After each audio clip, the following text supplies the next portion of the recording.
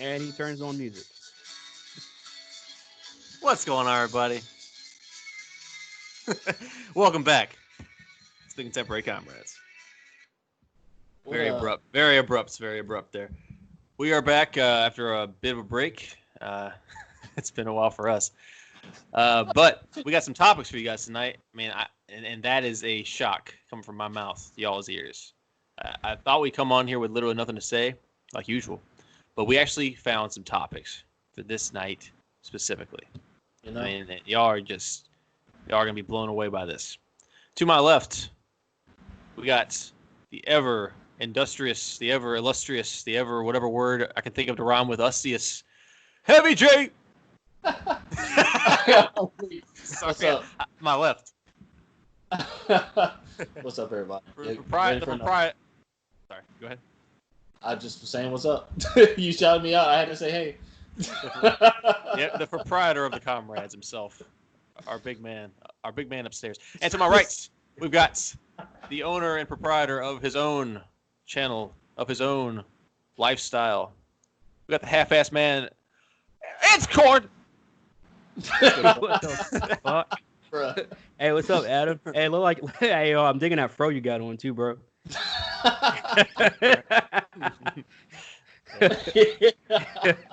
This nigga rocking the Rick Astley fro. I see you out here. Hell yeah. Oh, yeah. I was just watching him the other day too. Bringing the 80s to the 2020s. Man, Yeah. If only I could, right? Yeah, folks, we got some heavy stuff for y'all tonight. And I ain't talking Jay. We're gonna start us off with some cartoon knowledge leading into to Legacy. I don't know if you can see that one coming. We're gonna catch you up. After that, we've got some shootings because that's the hot topics of the world. Maybe one shooting in particular. We're not gonna get too heavy on this shit again. And we're gonna close it out with space. So, without Duther or Furrow, that's a botched joke. We're gonna start us off. So, guys, how about that SpongeBob news, if we want to call it news? Well, you gotta lead us up to it. You gotta lead us up. All right. I want to see what you guys thought before I just went ham. Yeah. So SpongeBob it's Pride Month, whatever we got. I mean, I'm fine with it, but now we've got this apparently necessary need to call cartoon characters gay on speculation alone.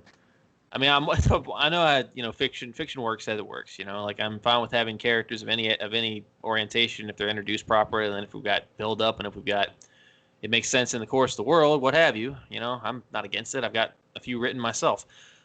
But out of nowhere, like a snow in June, SpongeBob is gay officially now, and people can say, "Oh, it's man, it's not official," but it was literally released as a push for Pride. So, yeah. Now, we used to joke about that, right? The jokes speak for themselves. We got memes for days. We've got memes for years, and it's funny, right? Because it was always we could all agree it was funny to just have fun with it.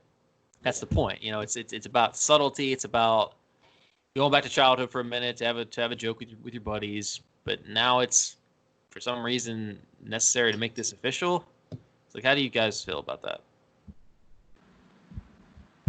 Yeah, I mean, to me, it doesn't make any sense because, yes, we used to make jokes about SpongeBob being a little, I guess you could say, I can't even know if it's even okay to say the word fruity, but that's what we would say back in the day. It was like, Right.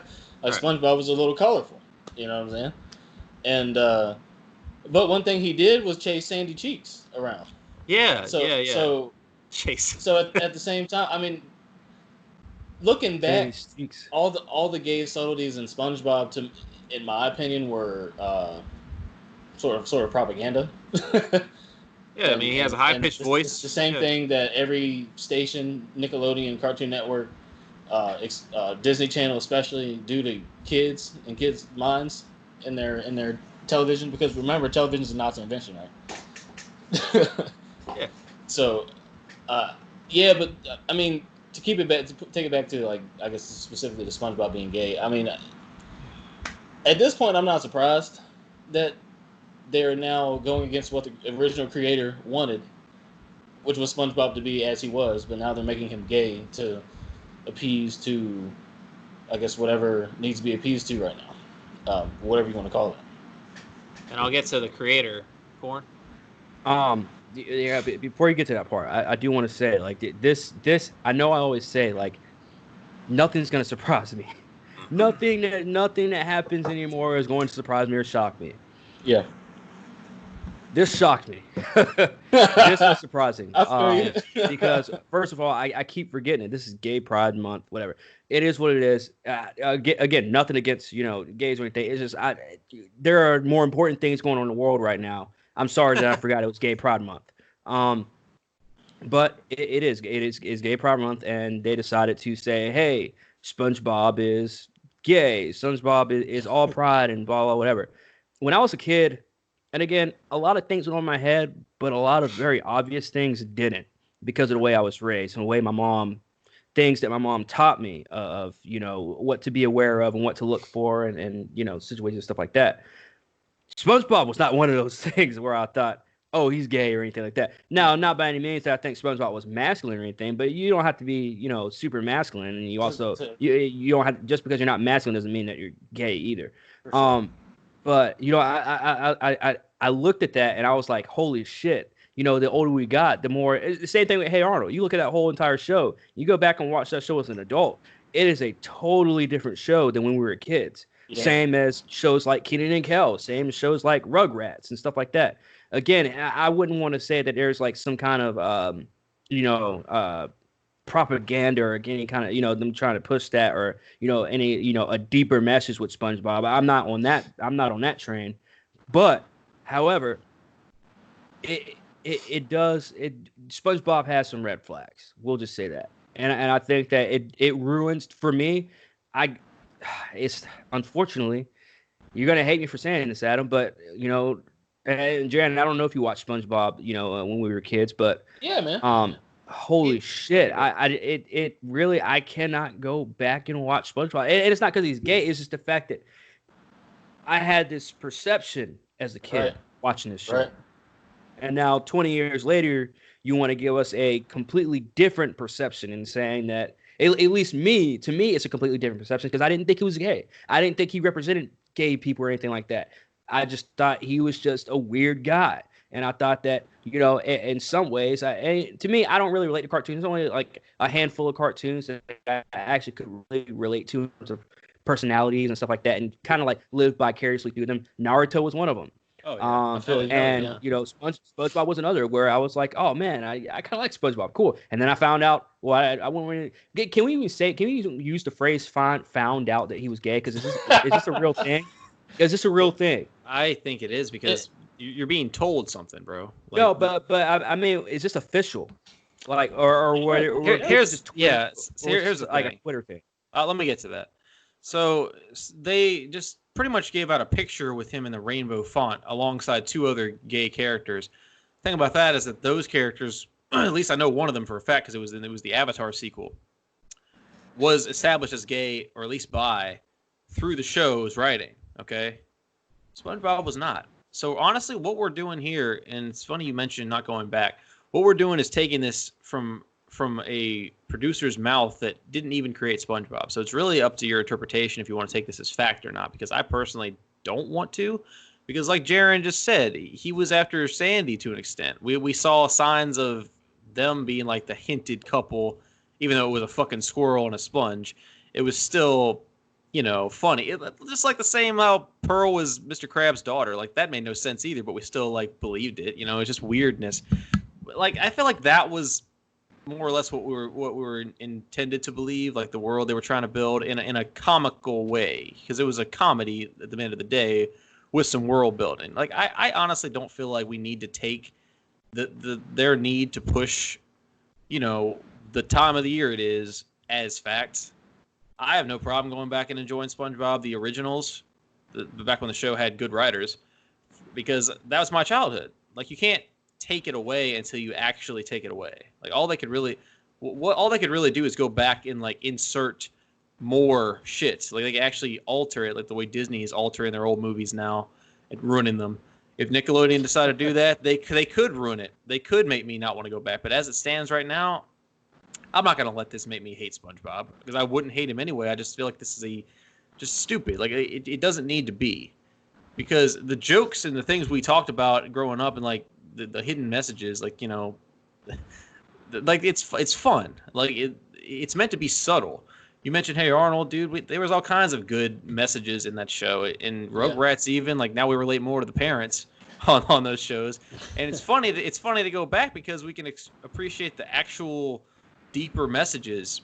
Because cartoons nowadays, what kind of deeper messages are being told, bro? How many? There's a few. I know there's a few out there, but in bulk, do you really think they're even half as deep as the shit we grew up with? You know, Sure. I look at these shows too, and I look at this situation, particularly with SpongeBob, and I got to tell you, dude, I'm looking at the grand scheme of things. It's not, and of course we could be wrong. We could be wrong with this entire fucking conversation. You want to know why? Because we have not been watching SpongeBob for 20 years. We only remember SpongeBob from our childhood. We did not watch SpongeBob. Once we got to middle school, high school, were you still watching SpongeBob? I know I wasn't. No. And I know even wasn't. after high school, I wasn't even watching SpongeBob. I mean, the show just ended 2 years ago. So, I mean, think about that. It actually That's ended. true. I'm That glad they show ended that show went on for a good almost 20-something years. That's true. You know, he could have been by the time that show ended, he could have been a completely different SpongeBob than what we knew and loved as kids. Because we That's weren't true. watching the show, we didn't know what kind of message or what kind of personality, what kind of stuff he was doing. I mean, I don't ever remember that episode with him putting his hands in the suds of Squidward when he's in a hot tub. I don't remember that shit. I don't either. I Yeah, don't you're remember right. that. I don't either. And again- I definitely again- don't. Yeah.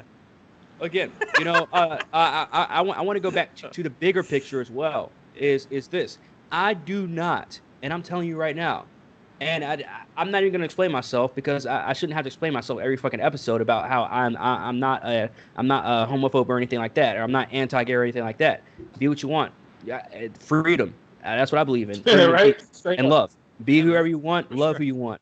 But at the same time, I do not like these agendas being pushed and them just saying like, oh, such and such, so and so are gay. Like I do not want to find out that Sam and Otto Rocket were fucking lovers.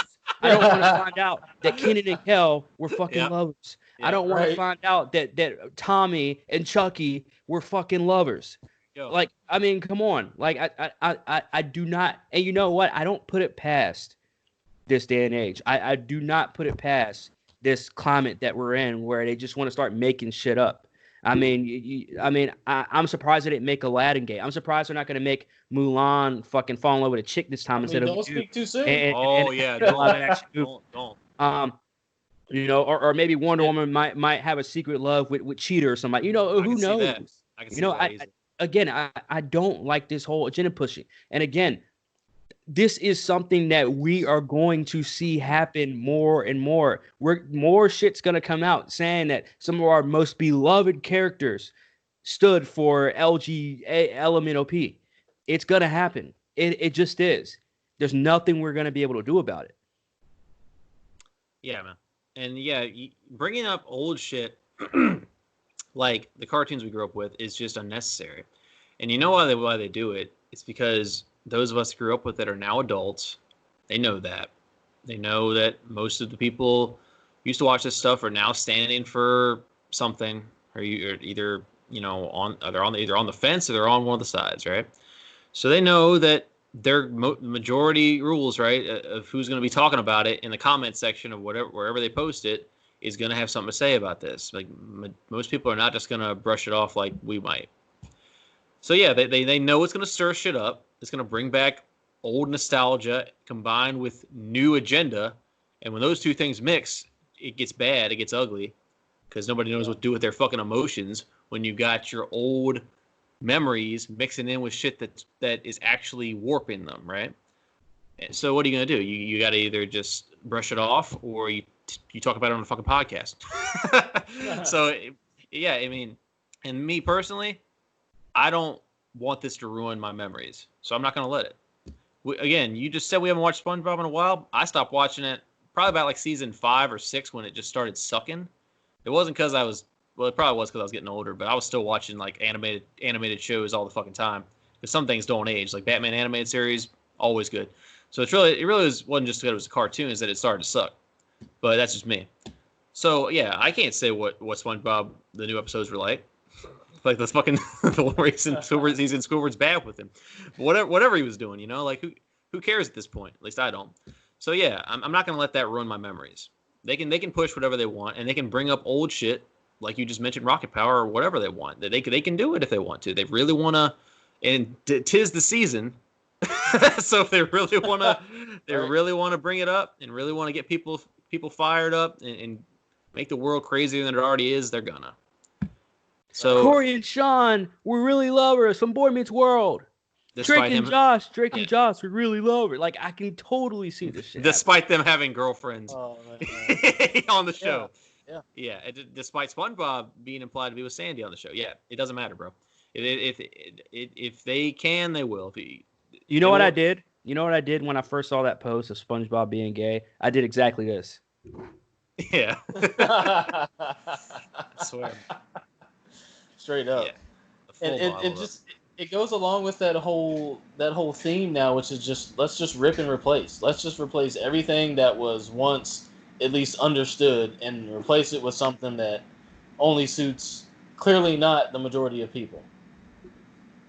So like taking down statues and taking down all these symbols, which really have no, I guess, bearing on the current state of things. But what we could get into, we're not even getting into that right at the moment. But taking down statues, changing the names of hotels, like what's happening in our hometown, and renaming like the Aunt Jemima fucking syrup, like renaming and rebranding that thing because that's really offensive. Like it's that same thing. Like I said, like I called it in the last cast, and what I've been calling it, it's crumbs.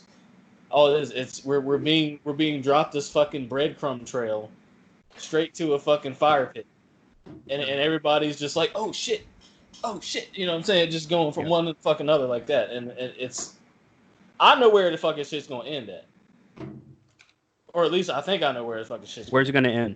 Yeah, where? A fiery doom. We're not far from it, bro. Needless to say, I gotta give it to Korn. When we started 2020, he said from the beginning that this is the beginning of the end, or that this is the end, right? Yeah. Did you not say that? He did. And I was really against it at the time. I was trying to be optimistic, but I kind of, it's one of those things where like I didn't want it to be because I wasn't ready for it to be. No, I'm not either. 6 months later, what has happened? Dude, let me tell you something, bro.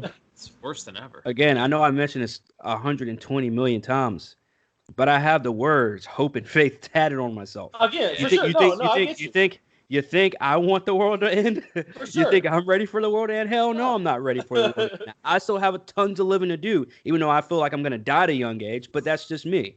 But at the same time, I got to be realistic. I got to be realistic here. That's the thing. I'm looking at every single thing that's happening. I mean, we've always seen innocent people being killed. We've always seen innocent people. I wouldn't say exactly innocent people being canceled, but we've been seeing people that work very hard for the shit that they have being canceled. And yet people that have no talent, no gift, no nothing, they can just turn on their camera and just act stupid. And they're the ones not getting canceled. They're the ones that are with these multi-million-dollar businesses and shit. And I'm thinking to myself, how the fuck is this going to end? How the fuck is this going to look 10 years from now? Well, yeah, you're looking right at it. Because 10 years ago, it was the Kardashians. When we were like, how the fuck are they rich? How the fuck are they this and that, blah, blah, blah. Now, 10 years later, we're looking at it and we're like, holy shit. They turned, I'm not saying themselves, and I'm not saying just the Kardashians, but that whole culture turned everyone stupid. And now we're looking at 10 years later of what media has done when media raises kids, including our generation, by the way. We were raised off of media. Yeah. We were raised off of TV. We were the last of the Mohicans. Towards that 15, fucking 20 years later. Now you're looking at the world and you're like, oh shit, we all fucked ourselves into non-existent, pretty much.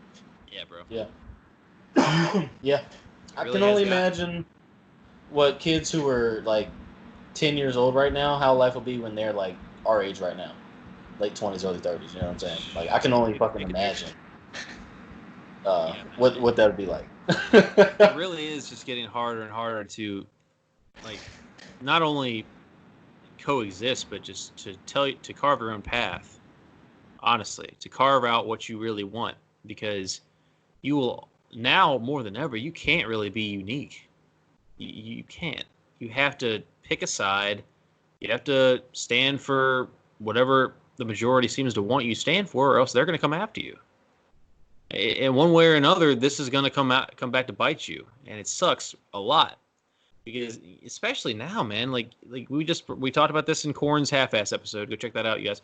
About how standing on the fence seems to be more the way to go if you don't want to get canceled or get attacked. Jaron? I don't think, and not to interrupt you, but I don't think that you should be able to stand on the fence in terms of the stuff we were talking about. However, I do believe in the public eye, you should be able to stand on the fence. Yes. Mm-hmm. I feel right. That's more or less what I meant. Because you look at and a perfect example of that is A-list actors or A-list entertainers. Be damned. Have you seen any Republican A-list actors or any A-list actors come out and say they're Republican? You want to know why they haven't? Been a while. If you want to know why they haven't? Mm. Because they can't. Because they know nobody's gonna go see their movies. Nobody's gonna go watch their shit. They will not be supported at all by the movie-going audience because they've all been brainwashed that we have to think this way, we have to think that way. Look at what the Oscars. Have you guys heard about what the Oscars has been thinking about lately about doing? I haven't. No, what's that? Oh my God.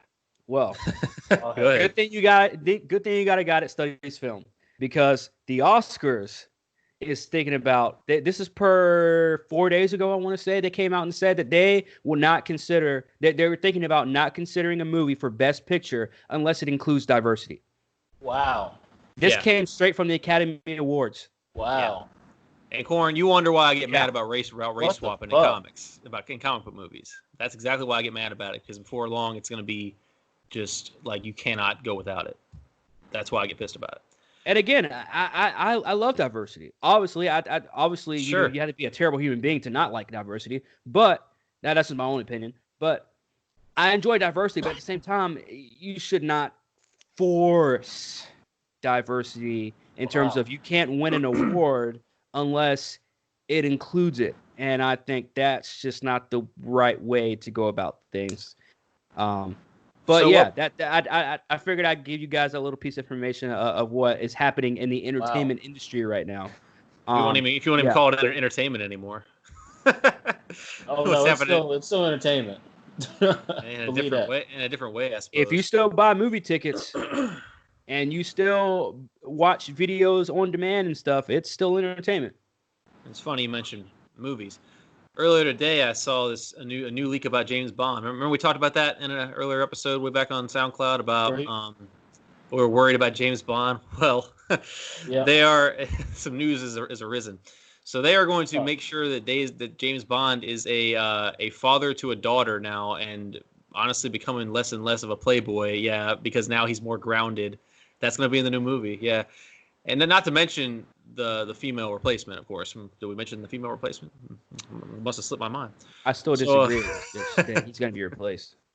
Well, he's going to be retired, therefore replaced by a woman. It's going to happen. I don't think he's going to be replaced because the person in charge over there of James Bond specifically said there's not going to be a female James Bond.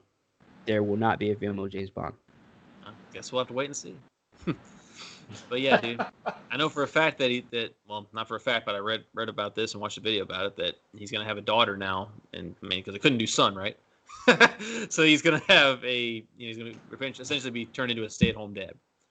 So so your thought is that as the movies go on, he's gonna get older and pass on his teaching to the daughter, and the daughter is going to be the next James Bond. That's your thinking. There you go. Okay. If not before then. If not before But- then, with the female in this movie, if not just her. Right. Because notice how more and more women are coming into the masculine movies. Yep. It's true. Who caught wind of this? Did you hear Duke Nukem's being canceled as a character because he's a masculine man? I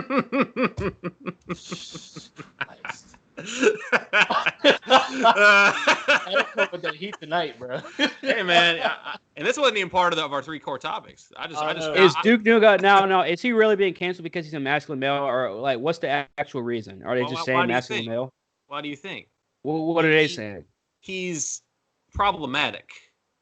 he's becoming not what the world wants. Duke Nukem is not even It's not even relevant to 2020. So how is he even getting canceled? How are you going to cancel a character that was only relevant in the 90s? Because there have been talks about a new Duke game, and now they're turning it down because he's the type of character he is, a womanizer, masculine character. Okay. Let's go back to the last cast we had, and you specifically asked Jared and I, are we going to get a PS5 or Xbox? Fuck no, I'm not getting that shit. If you're going to fucking cancel somebody because they're fucking masculine and you expect me to pay $700, you can kiss my black ass. Hey, man. That's about it. And to add on to that, it could either be because he's a a masculine man, or the fact that he totes guns, because guess who else is getting canceled? Fucking Elmer Fudd's gun. Dude, I couldn't wait to talk to you about that. Elmer Fudd is going to have a fucking scythe. I sent you that picture. I was just baffled. Like, what the hell is going on? Elmer Fudd doesn't even look like he would carry a scythe. On top of guns being offensive now. So guns are offensive, but scythes are not? They're more violent. The fuck? Scythes are way more of a deadly death than a gunshot. Oh. It's the people that complain about shit and they have no logical resolution for it. No. That's what really pisses it's me illogical. off. That's what really pisses me off. It's the fact that let's replace guns with scythes. And it's like, wait, that doesn't make any fucking sense. Like, it still kills people. Like, it's actually more deadly. I wouldn't say more deadly, but it's more gruesome than a fucking, like, I'd rather get shot than killed with a fucking scythe. Yeah. And and all this trash brings me into really the core of this. So who's dead? The creator of Looney Tunes. Who's dead? The creator of SpongeBob. Who's dead? The creator of Spider-Man. It gets down to the fact that the creators are gone, so now their legacies are getting trampled on and tarnished, and they can't do shit about it. It comes down to the fact that it's important to preserve your legacy if you can. Maybe find a way to end your franchise when you're getting old. Go out of your way to. It might.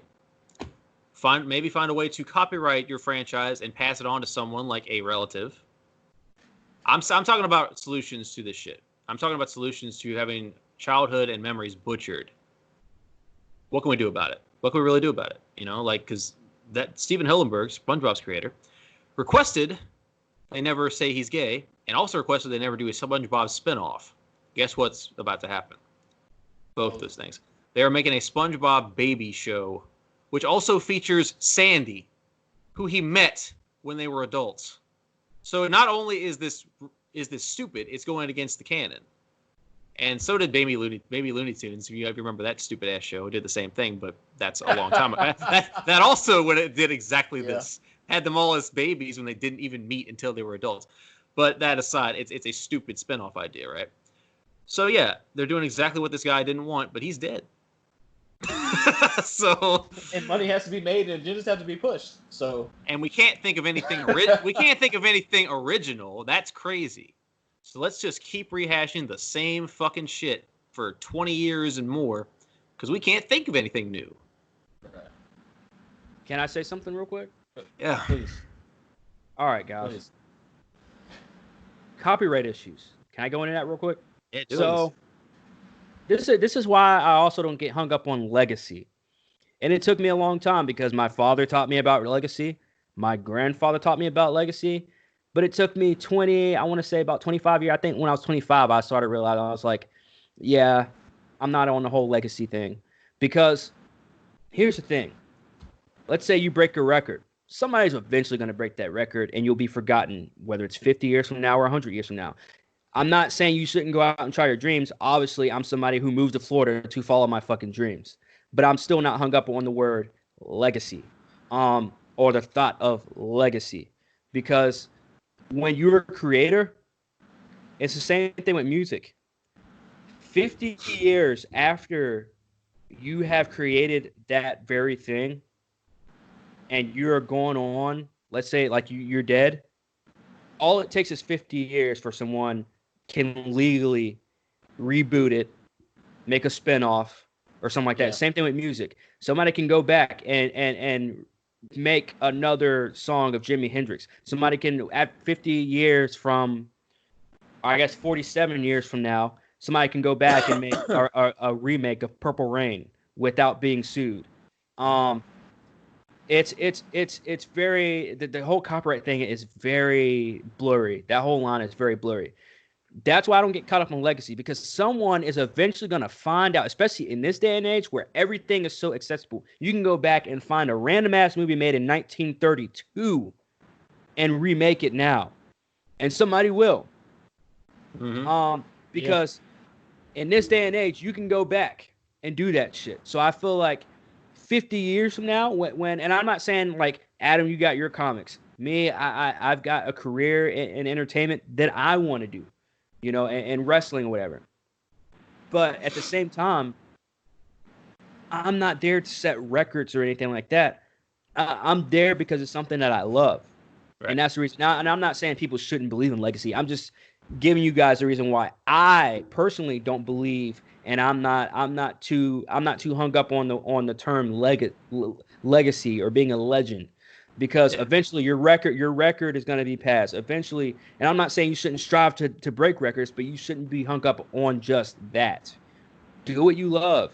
And the creator of SpongeBob, and to bring it back home, the creator of SpongeBob did what he loved.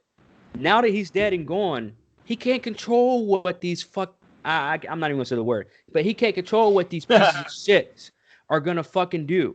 He can't control what Nickelodeon wants to do with his creation now, because he's gone. But while he was still on this earth, he made damn sure you're not gonna touch my shit and say that SpongeBob is something that he's not what I created him to be. But Corn, SpongeBob was sucking and going downhill when he was still alive. What I was gonna get to is that I'm saying, like, when something is good, when your pride and joy is at its peak, and you have the power to bring it to a close. Like, SpongeBob is not a story driven show. It could have ended whenever they wanted to. Same with something like Fairly Odd Parents. You know, whereas a direct comparison, Danny Phantom was a story driven show, so it had an ending. Fairly Odd Parents and SpongeBob were not. They were comedy. One episode is a story type show, so they could end whenever they want. He didn't do that. He let it keep going until it sucked. And he died. Whereas this guy instead could have said no more and pass the legacy on, copyright it, and pass it on to a relative and give them custody over the IP. Something like that. I don't know fucking all this stuff, but I'm just saying that he could have taken precautions. So his legacy wouldn't have to say, now it's fucked. I butchered that sentence. I see what you're saying. But I would argue that just the fact that we're talking about it in this fashion and are upset about this meant that he left some sort of legacy. That's just my opinion on it. So maybe a legacy is not necessarily being at the top and leaving at the top and always staying at the top. Maybe it's more like, hey, maybe you touched somebody in a way that they'll never forget.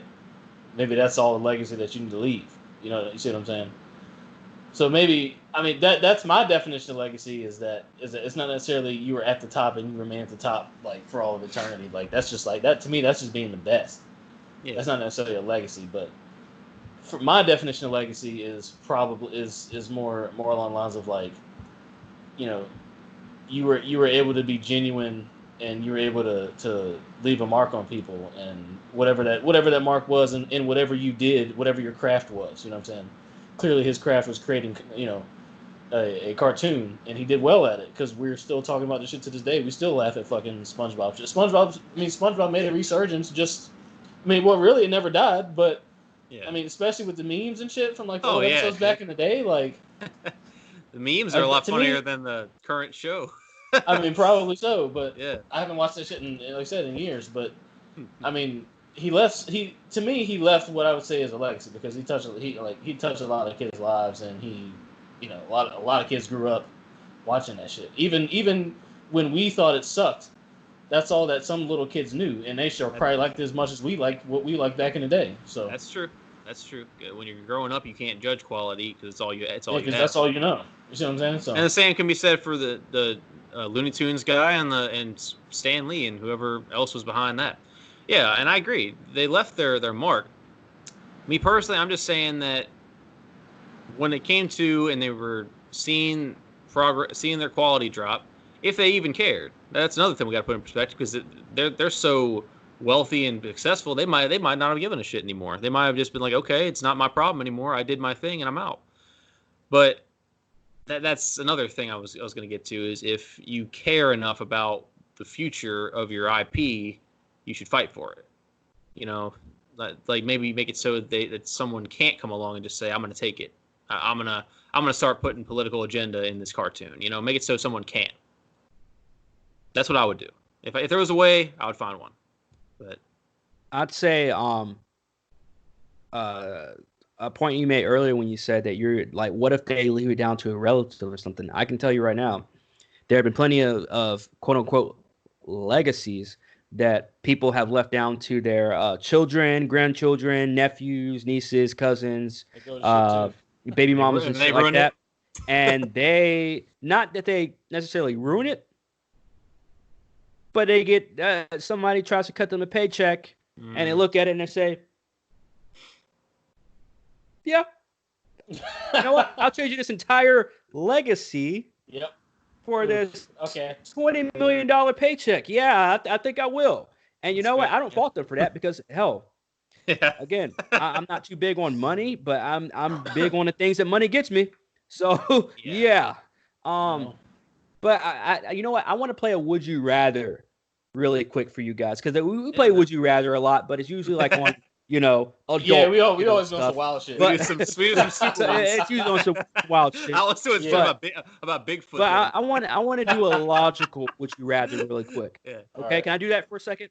Go ahead. You guys remember this show called Alf back in the 80s, right? 70s, 80s, something like that. I don't- It was that little like alien, but he looked like a horse kind of I from know. the 80s. Alf. Okay. I don't remember So the very It was a last puppet. episode, it was really popular. The very last episode of Alf of that entire series was when the government came knocking on the door of the family. And I didn't know this until Really? maybe a year ago. The Yeah. government, this is from the 80s. The government came, knocked on the door of the family and said, "We need your alien. We found out you guys have an alien." That show lasted at least Adam, like 7 or 8 years or something like that. I didn't watch much Alf. I just knew about it. Oh, and man. just saw some like maybe 1 or 2 episodes. Such a good show. It's like that in Different Strokes, man. Those were some really good shows. And I like Different Strokes. what's that one show? I can't think of it right. Matters. No, was that's more not 90s. But anyways, the Jeffersons. That was a good show Oh, too. okay, yeah. And Happy Days. So I'm getting them a whole thing. But anyways, Good stuff. But that's all good shit. Yeah, it's fun. But yeah, at the very end, so they knocked on the door. They said, "Hey, we know you have an alien. After 8 years, we've been looking for this alien for 8 fucking years, and we need to take him for some research purposes." The very last scene of that show is Alf pleading with the family to not let them take him, Bruh. and they take him. Wow. And he says goodbye to the family. And it's implied that they did research on him and basically killed him and took all his parts. Like it's Bruh. really dark. Damn. That's fucking super crazy. fucking- Now, Oh, would man. you rather? Yeah. Oh, shit. Would you rather? Would you rather SpongeBob end in something like that? Or would you rather SpongeBob end with him coming out and saying, "Hey guys." That didn't happen though. That You know, was I'm saying, would you rather? Which one would you rather want though? neither. You know, SpongeBob coming out and saying, "Hey, it's Pride Month, yeah." Or Yeah. would you rather SpongeBob being taken away for research purposes. I'd rather this show have a happy last episode, but Yeah, but you can't choose that. so you're saying if I had to pick one of these So two, I'm saying that. Adam. Yeah, I'm saying all that. right, So he's saying that. yeah. I mean, okay, let's have a fucking final episode of any kind. Have the human man come out and stomp on all the sea creatures. No, that's fucked up. But like, I mean, I don't even know, man. I don't even know what to say to that because like, how would you either choose to watch the character die or get taken away, or they come out? I don't know. All right, so Adam pleads the fifth. Jaron, what about you? I think I'd rather. Adam's playing it safe tonight. I We think get I'd it. rather. He wouldn't play safe on Half-Ass Podcast, but Adam would play it safe on Contemporary Right. Comrades. Right. Got it. Adam went all Noted. the way in. Thank you. Yeah, I wouldn't play it safe. yeah. Just that can, yeah. Anyway, I would rather him get snatched up by the government because Oh, man. that to me is like if it's something that is an inanimate object like SpongeBob or something that is like an alien, you know what I'm saying? Like that's to me that's more like, all right, if you got an alien and the government gets a wind of it, they're coming to knock at your fucking door. Now, if you got an alien and then it turns out this motherfucker's gay, like I don't necessarily think that that's something that aliens are normally portrayed to you know what I'm saying? Except for American Dad. You know what I'm American saying? Dad had the gay alien. We don't typically. Oh, right. Yeah, that they did. That's right. They did have the gay alien. Shit. One Well, hey, maybe. example. I mean, and we know that shows like that predict the future anyway. So maybe maybe aliens will have a sexual preference that we can determine, and then they'll be gay to whatever the fuck aliens like sexually, right? But I would rather or I'd rather get snatched up because again that seems more realistic. If I want something shoved down my throat, pause. I would like for it to be something that is actually relevant to the real world. Something that's actually going to say, "Hey guys, look at this." It doesn't have to be anything alarming, but just some real shit. Because yes, I do like fantasy, but at the end of the day, if they're going to teach me a message, I'd rather it apply to real world shit. I don't want you to try and spin off a message that doesn't really mean anything. If you're going to give me a message at all. Yeah. Yeah. To the people, that don't, clearly to the majority of people that don't think that way. But again, it is, And going back to what Adam, that reminds me of something I wanted to say about what Adam said was he was saying that like, I guess the people who are pushing these agendas are the majority. They're not the majority by any means. They just so happen to sway public opinion enough to have a lot of people feel very strongly about certain things, which makes the other side of people feel very strongly about the same thing, but in a completely opposite way. But that's what's happening. Like, and I've even seen charts, and I'm not even trying to get political here, but this is a good way to explain this. I've seen charts where over the years it's shown that the majority of people's political sway, whether they're like far left or far right, because at the end of the day, this is all being tied into politics more than it ever has, like everything. So I've seen charts that say that people's political sway have gone more far left and far right at the same rate. And when you have two extremes, the outcome is the same. So no matter which way you look, if you're extreme this way and you're, the same sort of fuckery is going to happen. And if you're extreme this way, you already know what's going to happen. The same sort of fuckery. So it's, I don't know. I just think that everybody has such a strong opinion about everything now, and then they can't even accept that somebody else might have another opinion of something. Here's the last thing I'll say about this. And it's that if you really think about it, the PC culture, and in this day and age, no one can really say what they're thinking. And they made it that way. You look back in the 60s, the 50s, the 70s, the 80s, everyone was saying what they wanted to say.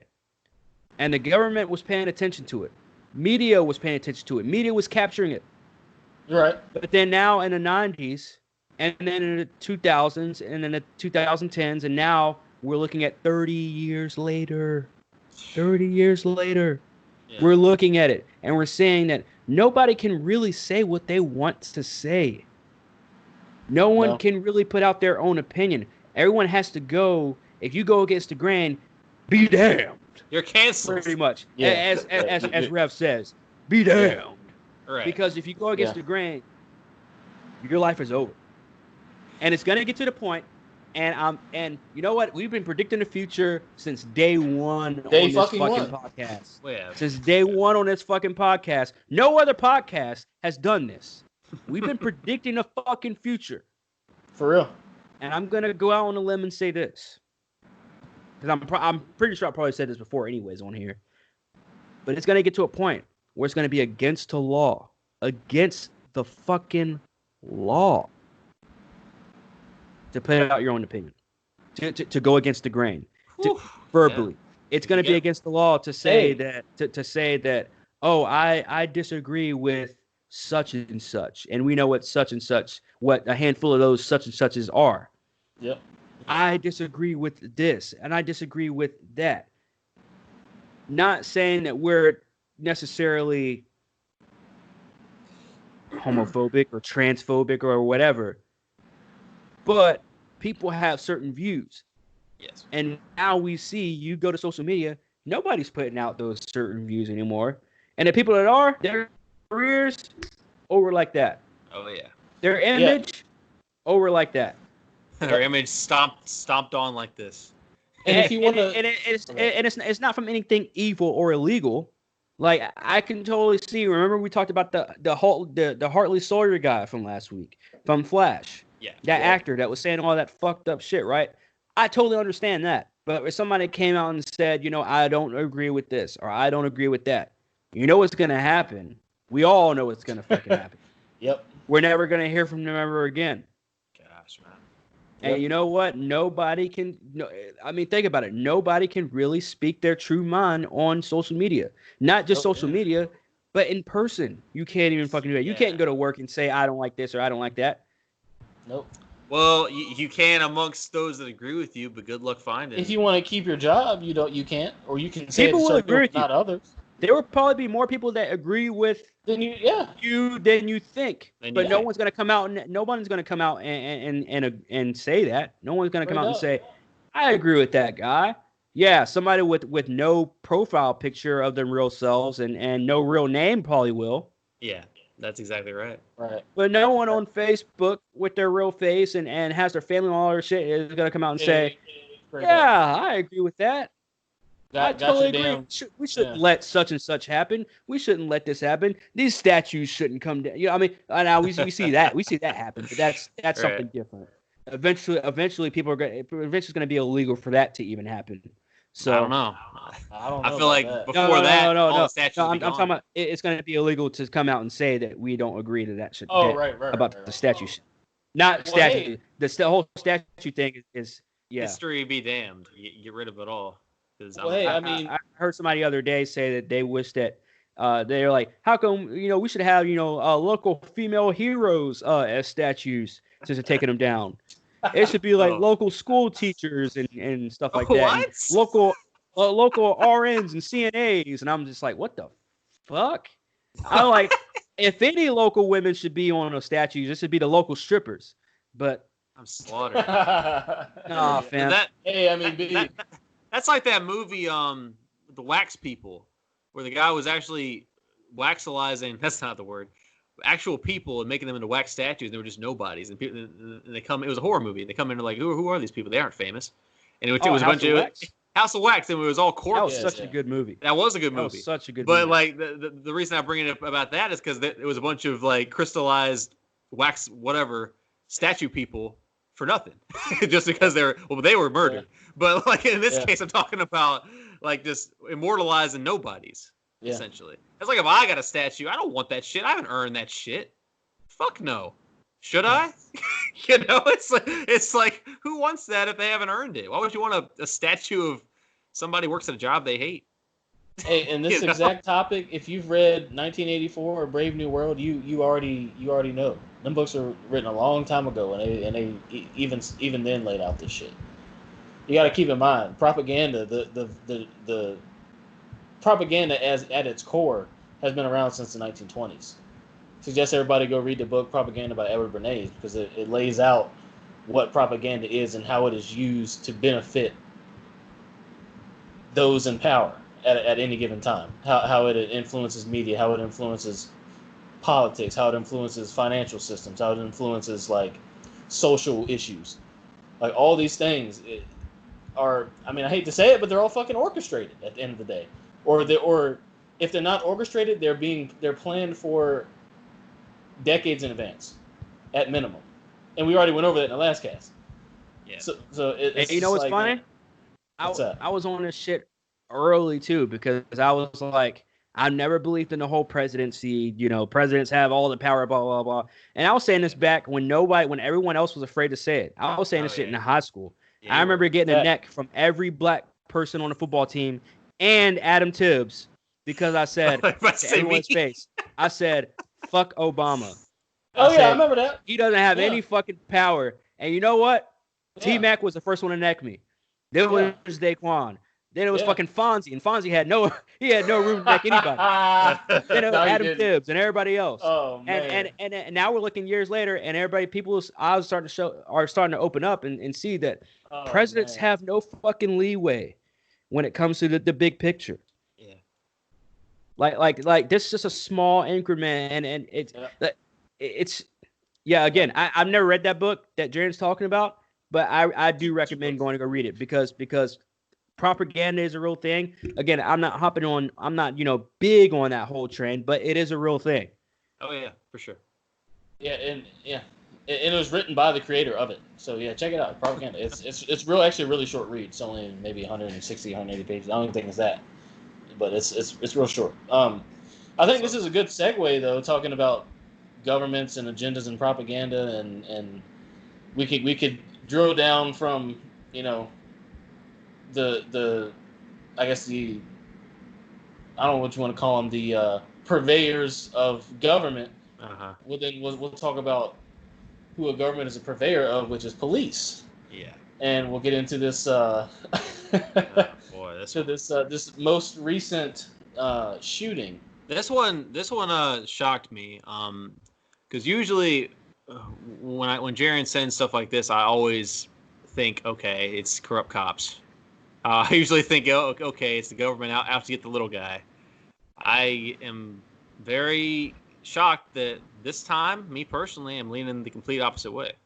Yeah, let me lay out the in case people aren't aware. This person's name is Rayshard Brooks. This is the most recent crumb for people to nibble on, if you will. Leading us to the in the infirmary. Or no, that's the wrong word. Wait, no, is that leading us to the oven? Leading us to the oven. Not the infirmary. That's the wrong word. The oven, bro. The oven, yeah. Whatever the fucking. You say crumb? The cremation machine, right? Whatever gets to like 3,000. Yeah. You know what I'm saying? the urn. Yeah. Yeah. Whatever. So if you're not aware of what happened, this man was. So I watched the police body cam footage. It was like an hour and 30 minutes long or some shit. It's pretty long. From start to finish, from where they arrived on scene to when they shot him, and then even after that. Mm-hmm. When the camera starts rolling, he is parked in the Burger King drive-thru, passed clean out, like knocked out, sleep, whatever. The cop knocks on his window like I don't know how many times. Sir, hello, sir. Knocks on the window. His door was unlocked, so he opened the door. Sir. Hey, I gotta get you to get up, man. He's like, hey, you parked, you sleep in the drive-thru. Hey, you gotta move over. Blah blah blah. He this last 15 minutes just trying to get him awake enough to move his car. Right now, I don't know about y'all, but I don't think I have ever been that drunk in my entire life to do something like that. I don't know what it was on. Whatever. That's not necessarily the. Well, I don't remember how drunk I've been, but definitely not driving like that. Yeah, but I'm just laying out the scenario for you guys. This is what can clearly be seen that happened. He then gets pulled over to the side. The cop asks him, hey, where you been? Where you coming from? How much you had to drink? Why you been out? He goes on. The guy Rayshard goes on to say that it was his girlfriend's birthday or something like that, and they were out drinking, and she was ordering just like give me the top shelf whatever. He didn't know what he had been drinking, and he was saying that he thought he ended up in Atlanta. He thought he was in a completely different county at a completely different spot at a completely different Burger King. On top of that, he didn't really like he shouldn't have been. I mean, clearly, like the dude was fucked up. Like I don't know what else to say. He was probably shouldn't have been driving. So then it gets to the point where he calls them back up. Backup comes and then questions them, and the story changes with the other guy. Then they get to the point where they're going to arrest him for being drunk. For being drunk. They breathalyze him. They tell him that he's impaired. He also says I'm impaired. He admitted. He said that he was. They asked him out of scale of 1 to 10 how intoxicated you think you are, or how impaired you are. He said 10 out of 10. Like he said that to the cops. Which again, fuck. So anyway, they go to arrest him. They put one hand behind his back. They get a cuff around it. Then he starts to like wrestle with him. He gets his hand free. But very efficiently. Very, very fucking efficiently, by the way. Yes. Gets his hand free. He out wrestles 2 cops. Yeah. Gets his hand on one of the cops' taser. Takes it. Gets possession of the taser. Yeah. Gets up. Points it at the fucking cop. Yeah. This guy had done this before. It looks like. Dude, runs off while being tased by the other cop is chasing him. He runs off. It looks like he's about to run and steal somebody's van, or it looked like he's about to like run and try and get in somebody's van and peel out, snatch a van and peel out. Right. So the cop that's already tasing him pulls his gun and pops 3 shots in and kills him. Yeah, puts him down. This dude literally resisted arrest very, very violently. I mean, this guy had it coming. I'm just gonna say, like he was about to get arrested. He was going peacefully, and then just decides, no, I'm gonna literally fight the police. And I mean, I know we're living in the worst time possible to be a cop. And that is just a fact. We all know what the world's coming to right now, and be them corrupt or decent. Where in this case, I got to go with these guys were decent, in my opinion. It sucks that this profession is going to be getting heat like this for a long time because Jaron, what happens to these cops? What do you mean? What do you mean? What happens to the cops? Oh yeah. So the outcome of this is that the cop who did the shooting actually has been charged with felony murder, like the worst kind of murder. I think, unless it's premeditated. Is first degree murder worse than felony murder? I can't remember. I don't know. It depends on the state, I guess. I don't know, but he's gotten charged with felony murder. I don't think he'll get that. But yeah, that's what's happening in the situation. So I wanna hear what Corn has to say first because he learned about it last. Because I feel like I have something to say too. I have some stuff to say too. But I want to hear what Corn's got to say. Yeah, sure, man. We all got our side of it, I guess. Oh, you guess. I mean, yeah, I guess. I disagree with you wholeheartedly, Adam, that this guy had it coming. First off, I want to say that, okay. Barring the fact that this guy was shot, they had to shoot him. I wouldn't say they had to shoot him in the back. He was running away. So yes, I wouldn't say that them shooting was bad. I'd say them killing this guy, shooting this guy in the back, was 3 times. Pretty fucking bad. Is that? I say you shoot the guy in the leg. You shoot the guy in the leg. You got a pretty good grip on things. All right. All right. But yeah, I mean, him being drunk, him sleeping in it.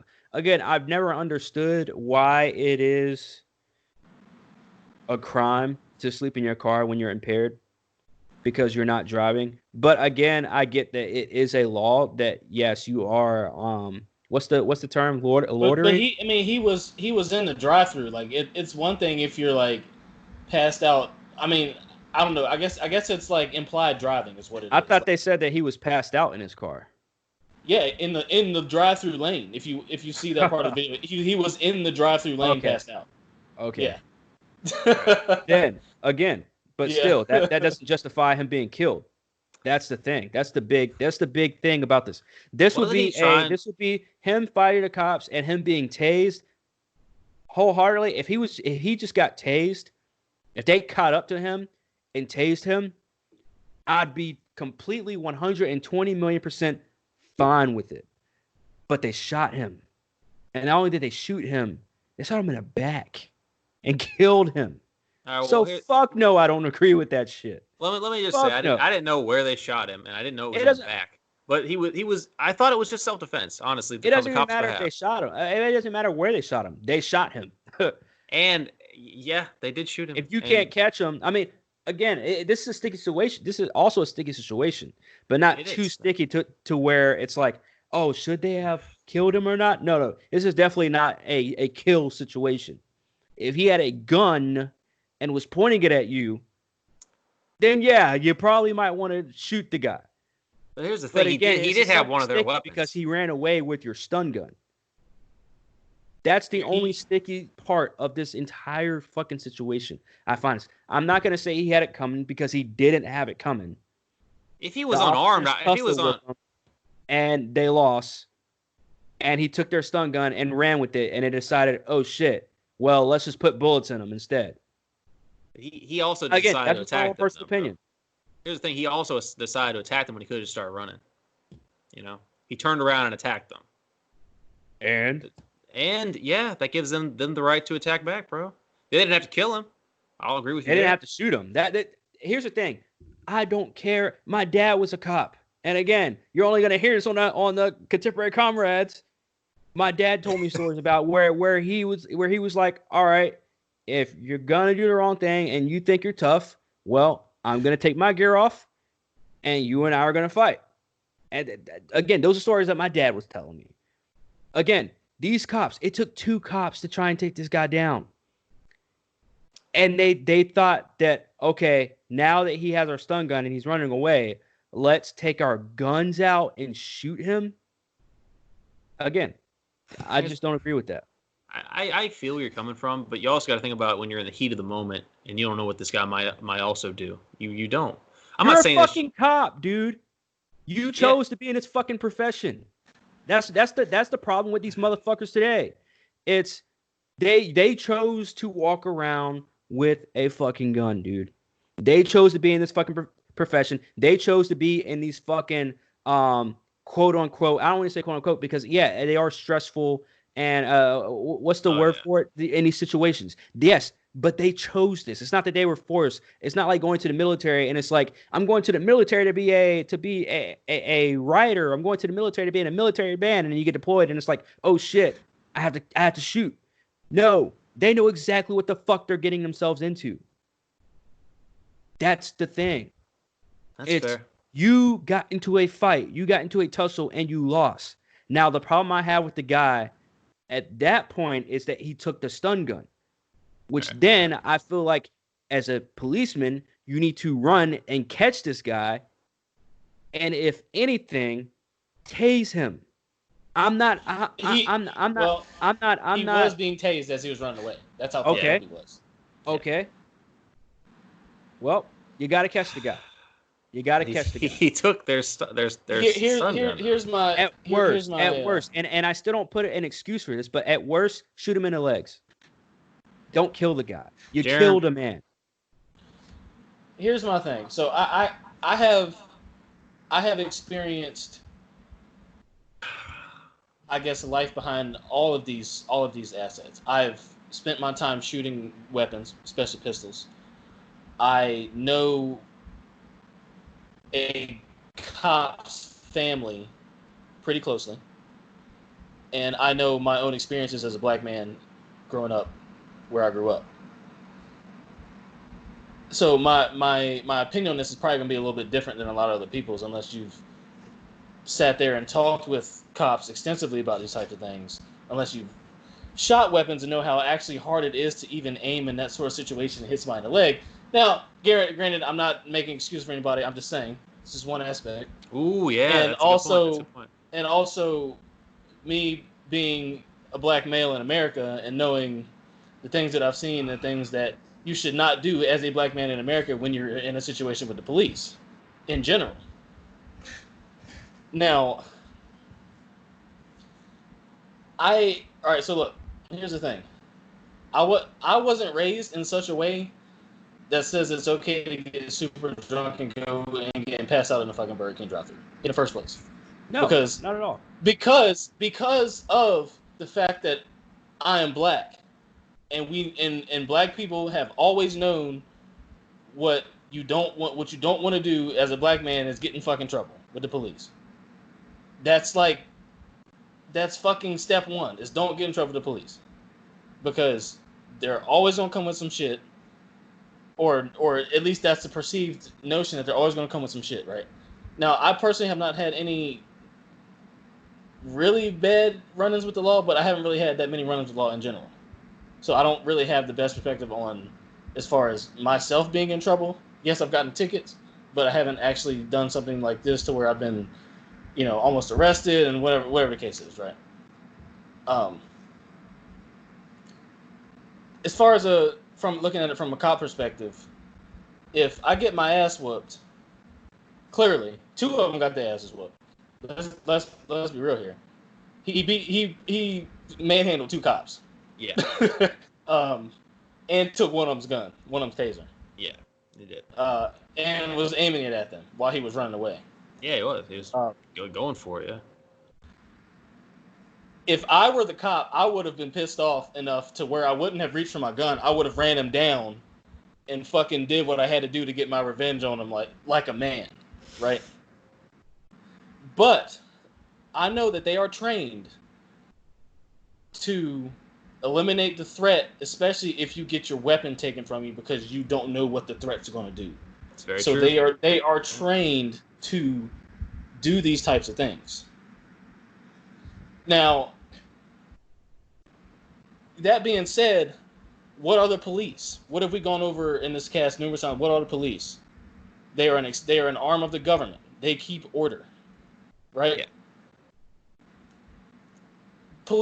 See, and this is going to get into. I'm going to get into something where it's going to be like where we're going to start talking about like defunding the police and how, and if we're going to have government, you have to have police. If you're not going to have police, you're going to have to abolish government because of the way that government and police are part of the government, and they enforce these things that the government is basically trying to push on the people or they enforce the way that the government wants their society to be, right?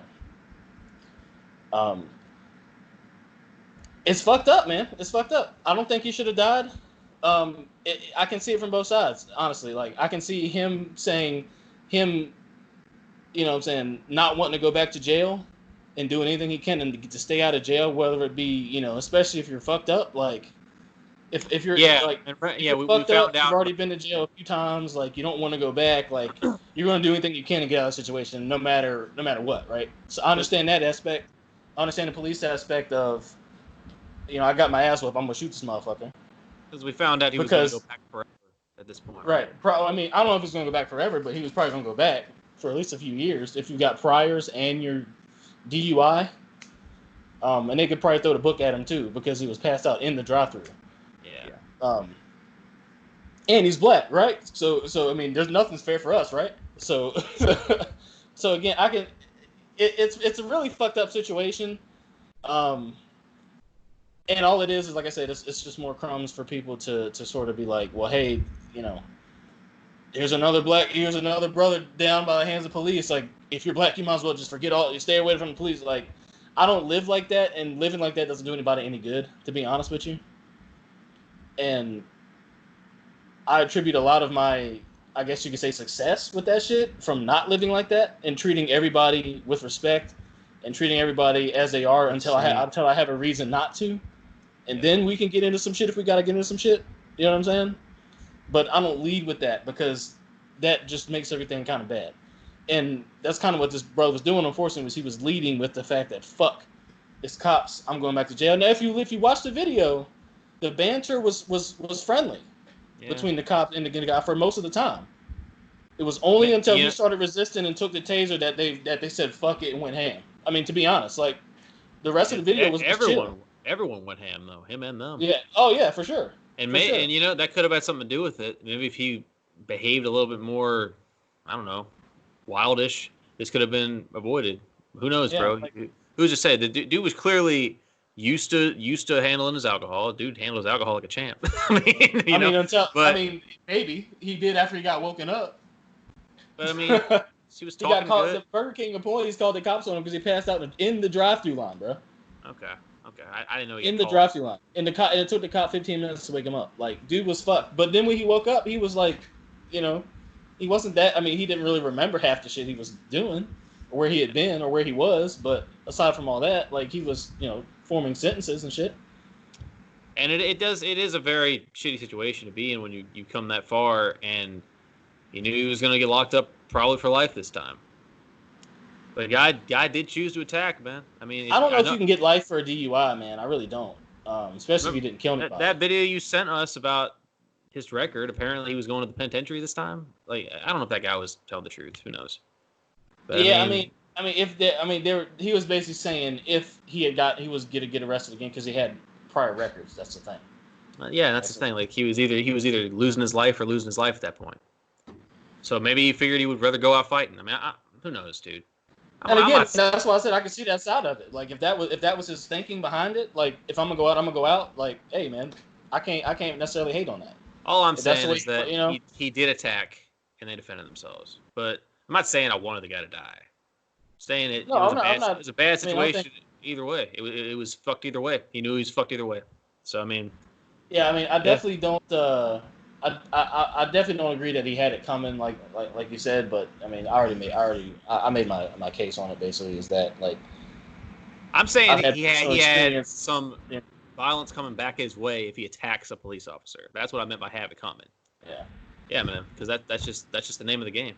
Yeah, and I want to remind everybody that the police are a arm of the government, right? Yeah, they are. They upkeep these laws that uphold these agendas, right? So again, just remember what police are at the end of the day. That's all. That's really all I can say.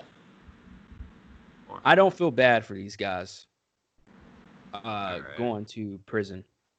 I don't feel bad for these guys getting whatever charge they get.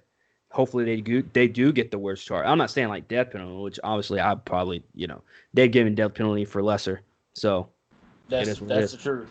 But me too, and not hashtag me too, but I too have, I have experience with firearms. I too was in somewhat, I guess, in a family with a police officer. I know that. Yeah, same. If your weapon, but let's be clear, Jaren. When you say your weapon is when their weapon's taken away, we're not talking about a stun gun or a fucking nightstick. We're talking about their actual gun.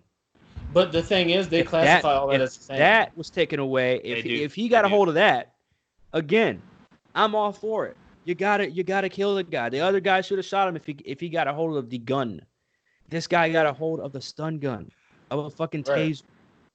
And he was in distance where he could have been ran down, to be honest. Yeah, but again, if you want to look at the true perspective of these officers that shot the guy, let's look at the true perspective. Let's keep it 100. Okay. Do we know it? These guys didn't grow up, and I don't know them personally. Yeah. But I'm just gonna take a wild guess and say that these guys didn't grow up tussling. These guys didn't grow up fighting. These guys didn't grow up, knowing how to use their fists, knowing how to use their hands to solve a situation. These guys grew up knowing how to use. They knew how to use weapons to solve a situation. How do you know that, though? I'm not a person of confrontation. I hate confrontation. But you know what I did as a kid? I got in a lot of fucking fights when I was a kid growing up. Yeah. Not because I wanted to, but because I had to. Because there was no other fucking resolution. Right. And in this situation, there was more than one resolution in the situation. Right. You could resolve that without using your gun. You could have chased them down, beat them down. You could have tackled them. You could have done. If you lose them, you lose them. Worst case scenario, I can't even say worst case scenario because worst case scenario would probably be he go out and kill somebody. Which is, I'm guarantee you, that's what Republicans are saying right now. Is he was drunk, he was passed out, so good thing he didn't drive drunk and kill somebody and whatever. Well, he had been driving drunk clearly. He was at Burger King in a different county. But what I'm saying is that I guarantee you, I haven't seen anything about this in terms of people's perspectives, but I guarantee you that's what Republicans are saying right now. Oh, for sure. I guarantee you, without even looking at fucking social media. Yeah. People like Tommy Lauren are probably saying that good thing we got another junk driver off the road. I guarantee you. And that's, to me, that's fucking sickening. That's disgusting to fucking think, to have that kind of fucking mindset. Well, Tommy Lauren's awful opinion. I mean, I'm not saying her specifically, but you know what I mean. Like that audience is saying that. Yeah. The Republicans are probably saying. And again, because everything goes back to politics. Like Jaren was saying, everything goes back to politics. We already know every fucking situation goes back to the Dems or the snowflakes or this or that or the left or right or the up or down or the crisscross or the southwest, blah, blah, blah, whatever. The light and the dark force and blah, blah, blah. Like, it's just all this stupid fucking bullshit. Team Jacob, Team Edward, and shit. Yeah.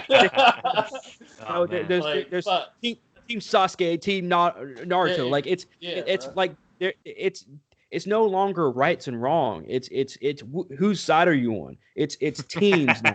Right. It's so fucking stupid. Yeah. It is retarded. And again, that was something that I probably shouldn't have brought into this conversation, but it's there because it's just something that just happens with every fucking major situation. Is it's Republican left or right, whatever, blah, blah, blah, bullshit. But again, this could have been resolved in a different way. And that is my argument for this. Like, I'm never going to be on that train. You cannot, neither Adam nor Jaren can convince me to be on any other fucking train of this could have been resolved in a different way. They could have gotten the guy in a different way. I would rather actually, well, maybe not me personally, but in a grand scheme of things, for your average person, I'm pretty sure your average person would rather spend a lot of time in prison than be killed in the streets. Yeah, who's to say, man? Who's to say? You never know. Like I mentioned earlier, he might have just known for a fact deep down that he was done. He was done this time. So but who thinks that they're going to be done that time when they steal a stun gun? Who thinks they're going to be shot who thinks they're going to be killed for taking somebody's stun gun? Okay. Here's a factor. Dude might have been so convinced he was gonna go to prison for life. He might have wanted to die there. You never know, man. Again, my question to you is: who thinks they're gonna be killed over a stun gun?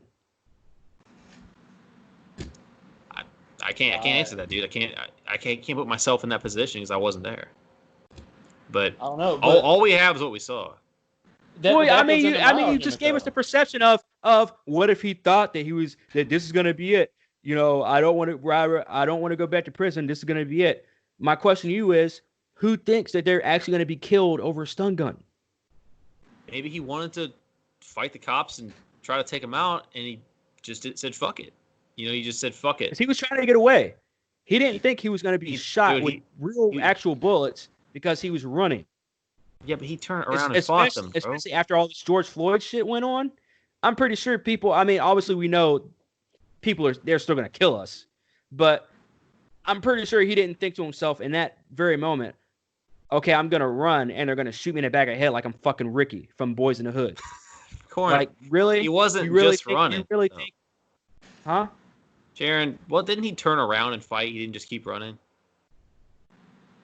I'm pretty sure I can pull it up and we can look real quick. But I'm pretty That's all sure. I'm saying, if we need to settle this, then, or I don't know if there's necessarily settle it. But apparently we do, but it looked a lot like he was fighting them instead of running.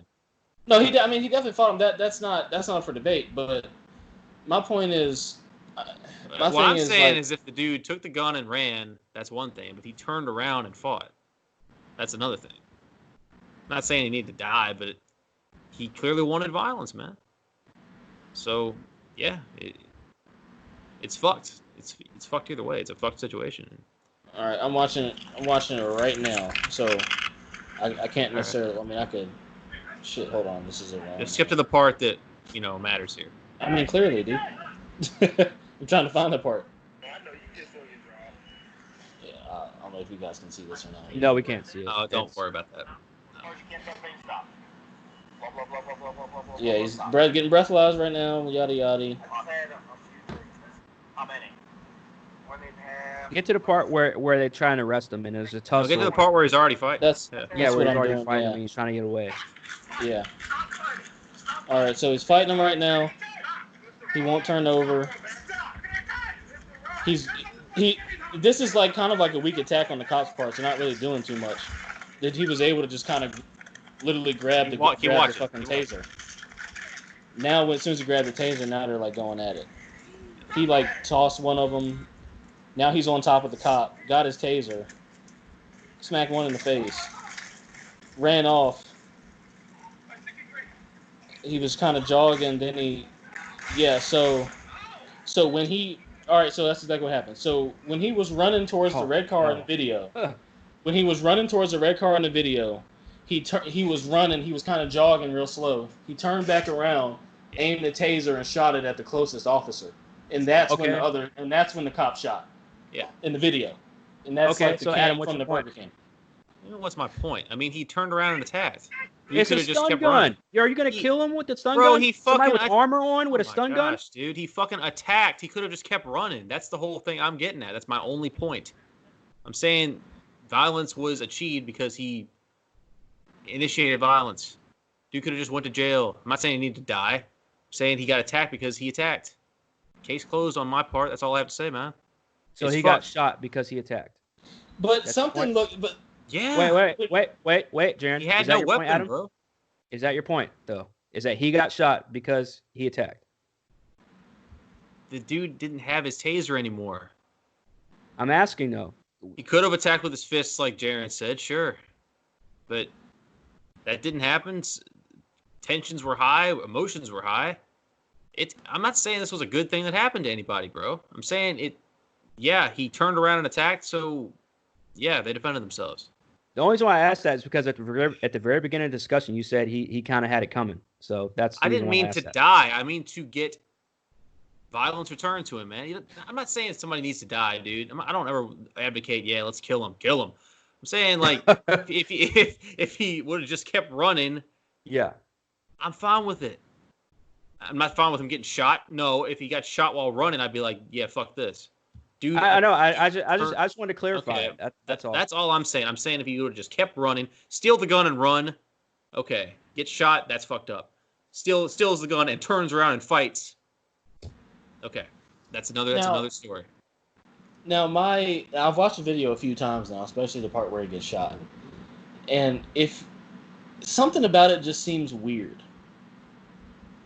Right. Like the way that he's running and he's like sprinting and then he kind of like slows up and looks back and it's just like, yeah, like all right, like kind of like, all right, practice, like scene's over kind of shit. It's something just screams weird scenario to me about the whole thing, especially the part where because if you watch how they're wrestling, it looks like one of them, like the cop is just kind of like sitting there holding one of his arms while he's grabbing the taser out the other cop's arm. Like something just seems a little too weird about the whole situation to me.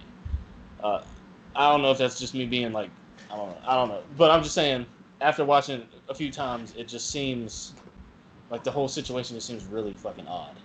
Now, especially how like nobody was really running full speed, like they weren't really wrestling full speed until he grabbed the freaking taser. Like it was kind of just like, are we really doing this? Like, and then I don't know. It's just something just interesting about the whole scuffle portion. Because like I said, the shit was chill at the beginning. So I have to watch this video again. I really do, to actually get a full understanding. Because again, I've been working all day, so like when you guys sent all this stuff, right. Yeah, and that's my fault. But I literally watched like the 10 minutes that you told me to watch, that you guys told me to watch.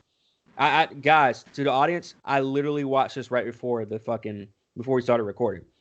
But I do have to go back and watch this because, again, what Jaron just said, on a half-ass podcast, I have these moments whenever I have a cast, and I say these are my tinfoil hat moments of where I could be way out of there or I could be right. There's a chance that I could be right. I think, Jaron, this is your tinfoil hat moment.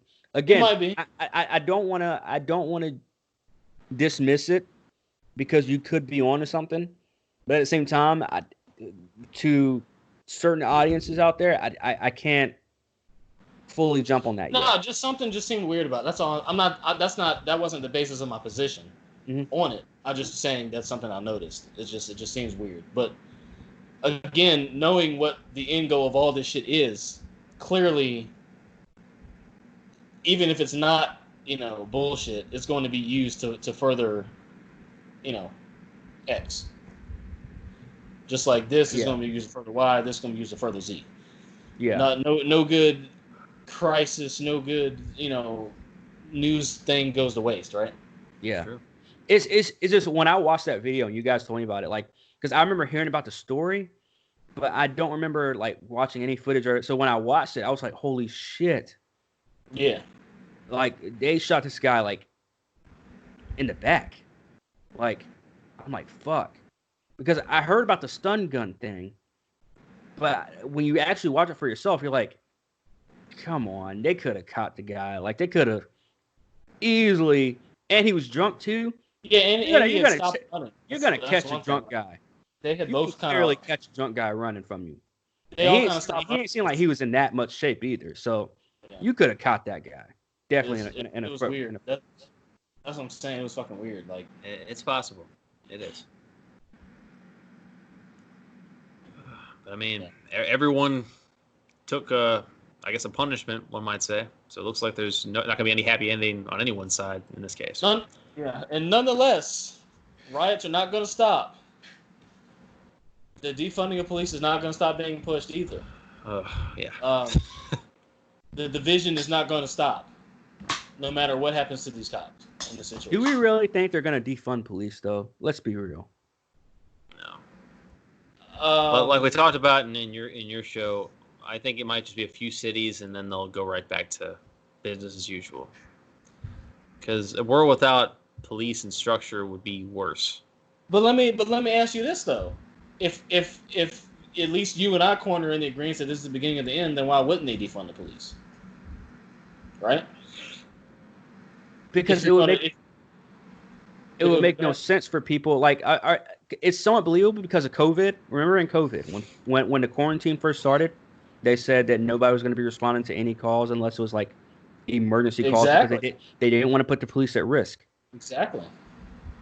Yeah. However, they didn't defund. They didn't let policemen off. They like policemen, at least here in the town that I live in, on the outskirts of Orlando. They didn't, they were still on the streets as much as they were before it. It's really hard for me to believe that they're actually going to defund actual police departments. Now my thing is, I don't think they're going to do that. I don't think it'll get to the point where they'll start getting the sheriff's offices and things like that because again, you got to remember, police are only in like big cities. Like a lot of counties and rural areas just have sheriffs and sheriff's deputies, and that's a whole different kind of ball game. Yeah. So to defund the police, I mean, Minneapolis already did it, right? They already established this citizens coalition of blah blah blah, whatever the hell they call it, right? And even out of that, there's been like I guess they've been dubbed a quote unquote extremist group. I can't remember the name of their name right now, but they're basically saying that like they're not going to stop with the violence until their demands are met. So this shit ain't ending anytime soon, and all this is just, like I said, more fuel for the fire, more crumbs to the demise, right? So yeah. Again, look, it sucks the guy died. I mean, I'll agree with that. I mean, it's not a good situation. It really isn't on both sides. And at the end of the day, like I said, it's just going to just be used to push an agenda. So. Again, I am a critical thinker. Not to interrupt you, Jan, but I am a critical thinker. No, so go ahead, I do look at the bigger picture in things, and I do believe that certain, like Jan said, propaganda, agendas, as this whole podcast is about agendas, and we talk about the different agendas. But I think policemen do need to be held accountable because you were trained a For way to sure. act in certain situations. I'm pretty sure in a police academy, they're not teaching someone, I know they're teaching like if they take your gun that has real bullets in it, yes. And your partner is there, yes, of course. You're gonna have to shoot him. But again, I don't believe I believe that you need to take certain precautions that you were taught, just like they are in the military. Just like, Yeah. you know, like you're taught certain precautions that you have to take when somebody takes your stun gun. Just like Yeah. when somebody takes your nightstick, or your whatever they call it. When somebody takes that, are you just gonna shoot them because they took your nightstick? And nowadays they probably are. But I'm glad as of now, right now at least, these officers were held accountable.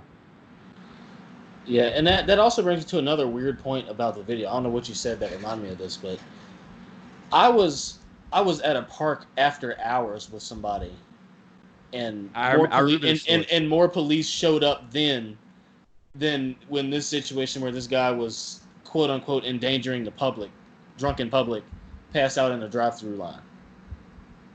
I had every municipality. I had a police officer, a sheriff's deputy, and a state trooper show up for me being at a park after hours with somebody. This was years ago. Yeah, I remember that too. But there were only two cops in this situation, and one of them gets his taser jacked while the other one is tasing the guy. And he turns around and then one of them starts blasting.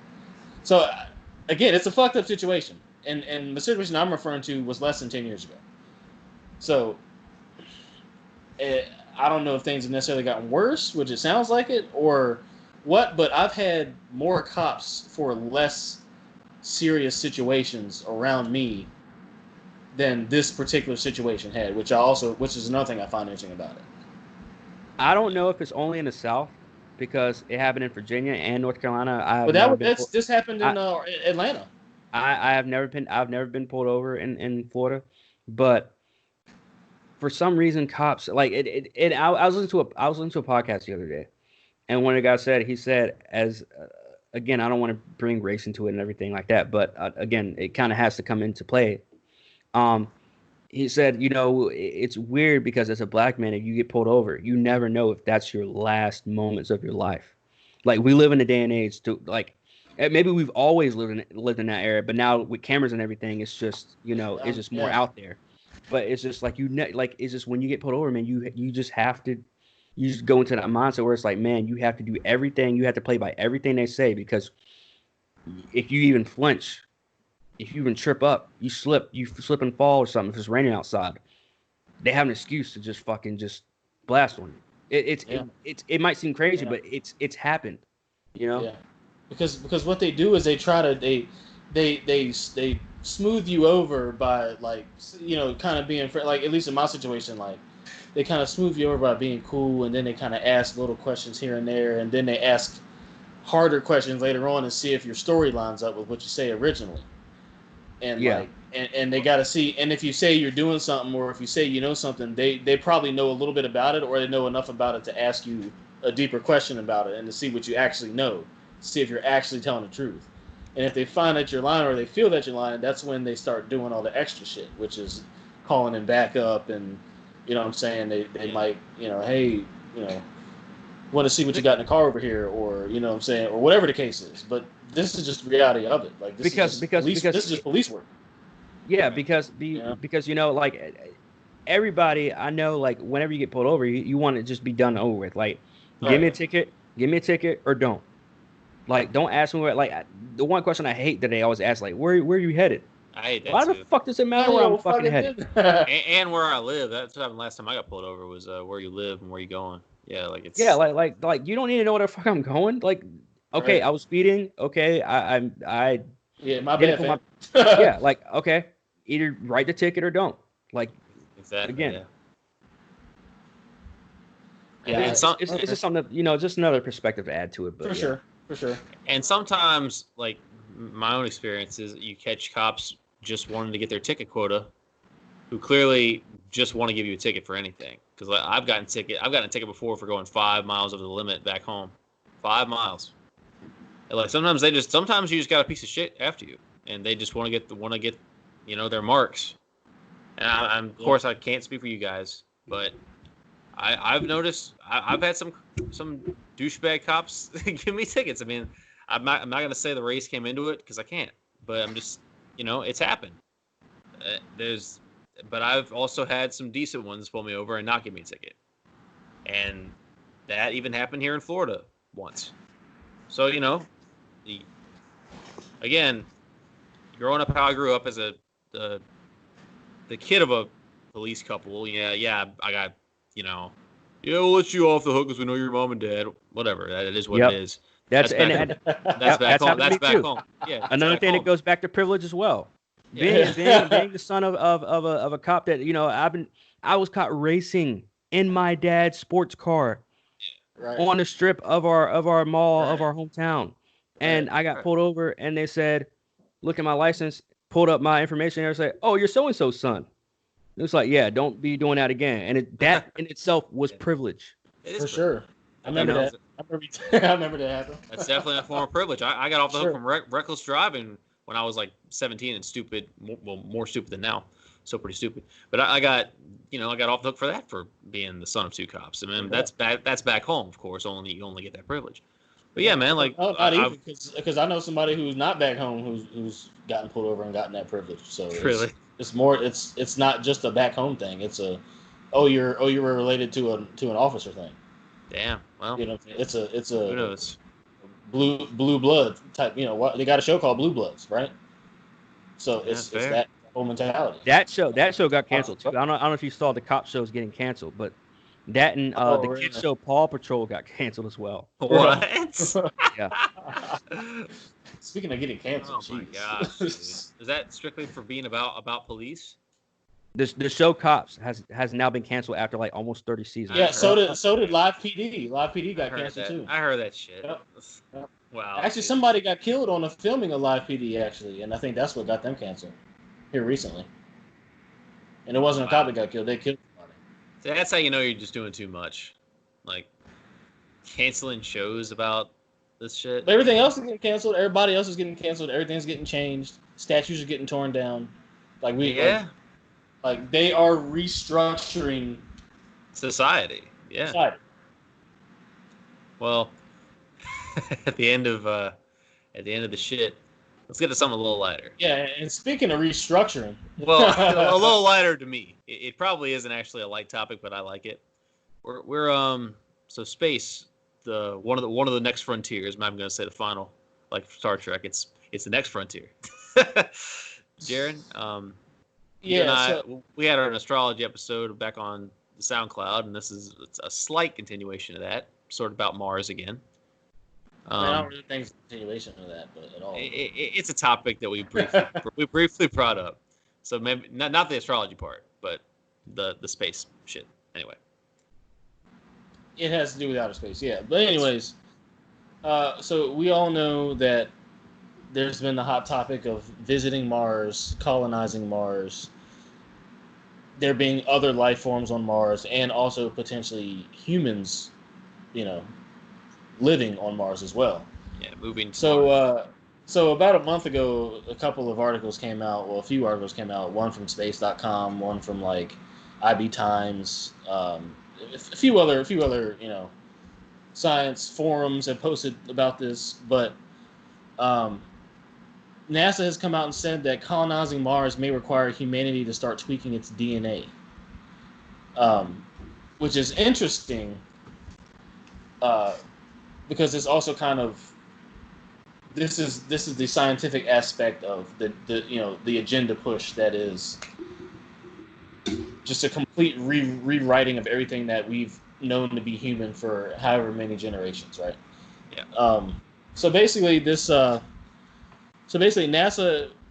plans on flying crewed missions to Mars in the 2030s. So within the decade, NASA plans to start flying missions with humans to Mars, right? Yeah. Now, Mars has, high radiation. The microgravity can like eat away at your bones and your bone density. Your eyes and will explode. they'll be up there for like several years at a time on these missions, right? Yeah. So their claim is that the recent advances in genetic engineering that we've seen, which we all know, we already mentioned how we can clone humans. We already mentioned how we can clone animals. We already mentioned how we can clone and create food out of nothing, out of a fucking petri dish. Right. So what's the next logical step? They have admitted mutation. Yeah, mutation and merging, genetic merging. So they have recently inserted genes from tardigrades, which are basically they're tiny, like microscopic animals that can survive in the vacuum of space.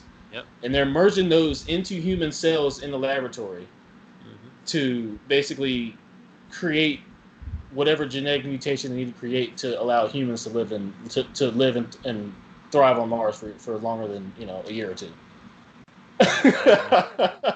That's wild stuff. And we live dealing with like hybrid people before we know it. Like slightly, it might not even be slightly. It might be a full-on genetic, like creature of the Black Lagoon looking person or something. Whatever those, what are they called? Tardigens? Yeah, tardigrades. Tardigrades. And they're called extremophile microbes. And there's also like radiation resistant bacterium and shit like that too that they've also tried to fuse and enhance human, Which is step one, and then they'll move on to terraforming Mars, which has already been covered in countless media. It was in the Red Faction games, a very cool concept of bringing oxygen to the planet Mars. And then you can start studying Mars's history, which is the best part of this to me, is actually finding out about what might have been. We talked about perhaps a whole civilization on Mars that already went extinct, judging by time instead of space, and actually being able to study that ancient past. That shit is awesome to me. The goal here. I'm not talking about mutating people, but getting there to Mars and finding out about what happened to this planet. And then there was also talks of what Jupiter's moon, Jared, where they talked about ocean being like. Oh yeah, I did hear about that. Yeah. But there being an ocean on Jupiter's moon that might be habitable and all this other shit. Yeah. Yeah, like they'd have to get rid of the ice first, but then there was actual water there still. Yeah. That's crazy, dude. That stuff is just wild. Just to think what might be out there. Yeah, and now a lot of microbiologists have a problem with terraforming because they deem it as bad science and they don't want to ruin the preserved ecosystem as it is. So that's their only gripe about, like, and they argue that that'd be unscientific because it's kind of like, well, fuck whatever this is, we're going to put what we know on it. Like that's not proper science, right? That's what some people argue. But yes. I think the issue here is clearly ethical. Okay. And I want to pose a question to you guys. And the question is, do you think that, first off, well, I want to ask two questions. One, do you think it's necessary for humans to live on Mars? Two, do you think it's ethical to modify and genetically engineer humans and human flesh to survive on a climate on a different planet such as Mars? So I'll go to you first, Corn. Yeah, Corn, go ahead. Adam, you've already kind of put in your... No, I have a lot more, but you go ahead, Corn. Yeah. I'm going to go with no and no. All right. It's not, again, obviously, this is a personal opinion, but I'm going to say no, it's not ethical. I'm going to say it's unethical to do that because, again, for us as people, the ones that believe in climate change and everything, so it's basically like, hey, we already fucked up the world, the earth that we live on. Let's go to another place. And Right. Who's to say that 2,000 years later, we fuck up that ecosystem? Right. And then we're just going to hop onto another planet, fuck up that ecosystem. And then it's a whole nother fucking cycle. That's my first thought when it comes to this. I feel you. When I think about this, that's my first thought. It's like, oh, well, we already fucked up this place. It's like moving from house to house. It's like going to somebody's house, fucking it up, shit all up in the yard, hoarding everything. You can't even go in it. You ever walk into somebody's house and all you smell is fucking Marlboro, right? And cat piss. And cat piss. Oh, yes. Very well. Imagine going somewhere else and then you fuck up that place, and it smells like marbles and cat piss. And then when you leave, the fucking landlord's like, "Hey, dude, you fucked this whole place up." It's like, yeah, but I live somewhere else now, and you fuck up that place, and then that landlord's like, "Hey, you're fucking this place up. It smells like marble and cat Right. piss." Like that's the way I look at it. Now, when you talk about what is ethical to start mutating people, I won't even say. I mean, you're basically mutating people. Yeah, you are. You're But genetically modifying the human race Yeah. to yeah, live. like Yeah, like that's what it is. as a comic book fan, Adam, as you and I we grew up into the fantasy world of comics Yeah. and superheroes and stuff. X-Men, Witcher. what are they? Well, I mean, not even just X-Men, but in terms of just all superheroes, what are they? Modified human beings. 98% of them are modified human beings. Yeah. Yeah. While that's a fun and cool idea, would you like to see that in real world? Would you like to see people that are modified and internally and externally? So here's the thing about me and this. Probably the wrong guy to ask this, bro. Because me personally, I'm not saying I want to see the whole world go this route. I think it's a very fucking cool concept to think about just what you could do with the human psyche and body. Like you could actually get superpowers. Like if this stuff could actually exist. Now, where that takes us, long past our lifespan, I guess by that point I'm gonna have to appeal. Like I'm gonna have to throw my hat in like Hillenberg did or Mel Blanc did when I'm dead. That's not my problem anymore. But as far as being still alive to see it, I think it's a very, very interesting concept just to think about what you could really do if we had no limits. Like if space didn't matter, if we could breathe in space, like just all the cool shit that could be accomplished if humanity got back on track and started making cool stuff again and stopped worrying about tearing each other apart and who's offended by what. Instead, we just got back to getting along and building shit. Like so say that the human genome or whatever it's called gets affected by by these whatever the fuck they're called, Jaron. So then we're able to go to Mars, and you get a select group. I'm not saying everyone. Hey, let's pack up shop and leave the Earth. I'm saying you get a select group of chosen individuals, intelligent ones. Let's not send every idiot up to Mars. Get a chunk of people up there to do what they're gonna do. Make sure you're able to come back to Earth. Do it in stride. See what we could actually accomplish in space. I'm saying that there is potential outside of the scope of planet Earth, and I would love to see it. I would love to see more than just what I see now. Because why do you think I love escapism so much? Why I love comic books, why I love fantasy fiction, the things that I can't just walk outside and see is because it is so wild and so like obscure to what I'm just forced to see every day in the media and just the way people actually are. I love the concept. I love creating the concept myself. So to see it actually happen would be mind blowing. I would love to know there's more. So I'm not saying I want everyone to become mutants or witchers or whatever the fuck they're going to be called, genome archetypes, whatever the hell, whatever comic book term you want to give them. I don't want everyone to have to I don't want this to be forced on anybody. But I'm saying if they have a chosen group who wants to become space explorers like they did in fucking Interstellar, I'm all for it. Because I think that's a very cool concept, and I would love to see how far we could actually come as a species.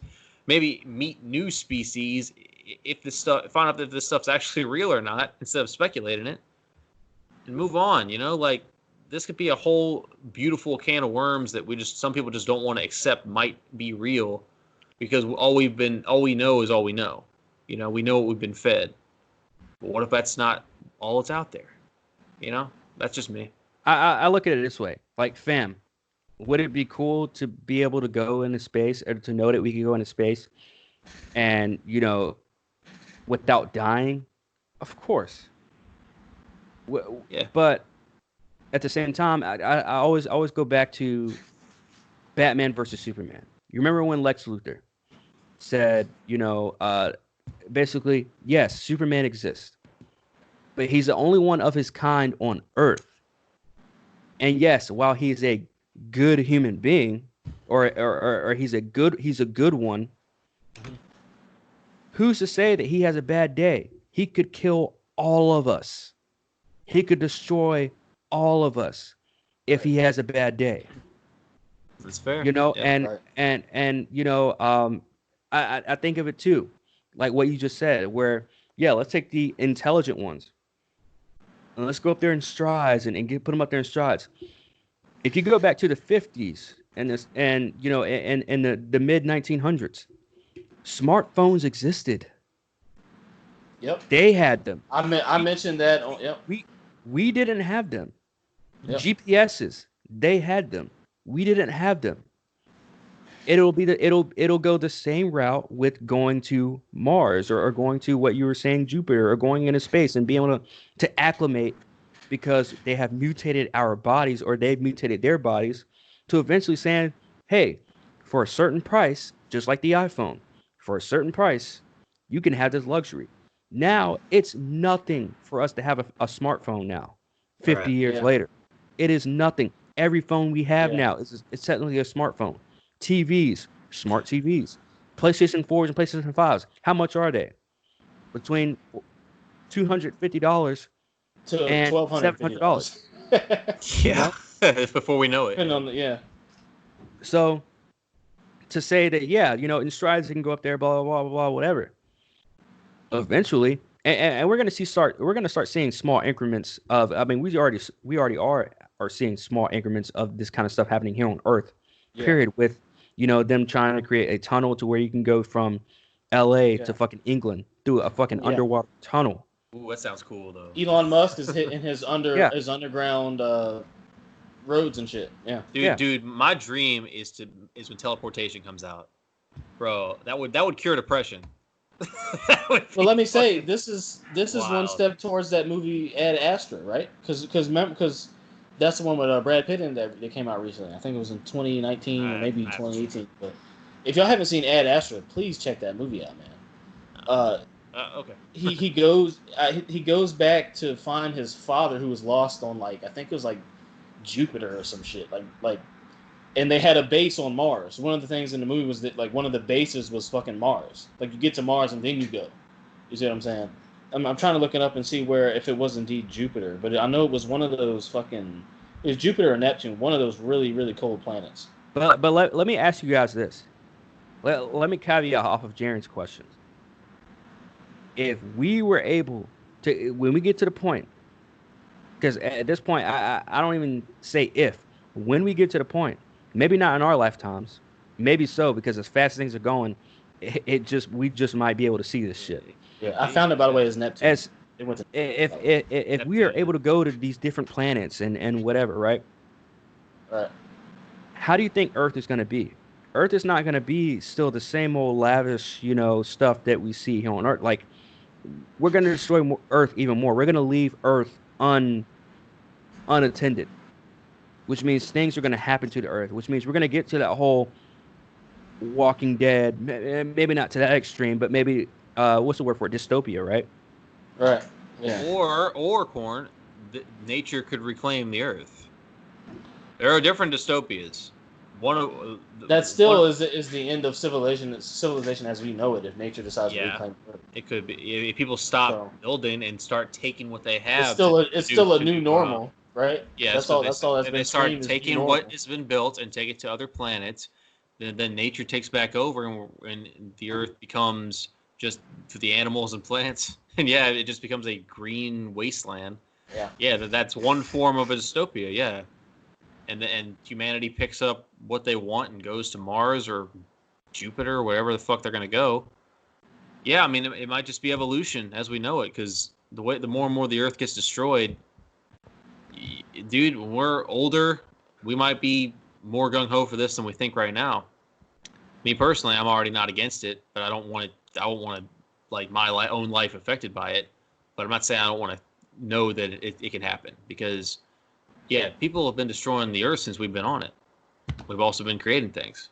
But here's the thing. Here's the thing about going into fantasy and believing it into the non-realistic. I don't even say non-realistic because we're talking about mutating humans at this point. Yeah, stuff's becoming real. Yeah. It's to where like I too grew up and still do go into like fantasy things. Video games to me and movies, some movies, not as much as I used to, but some film and stuff like that. I enjoy going out into things into like the fantasy world.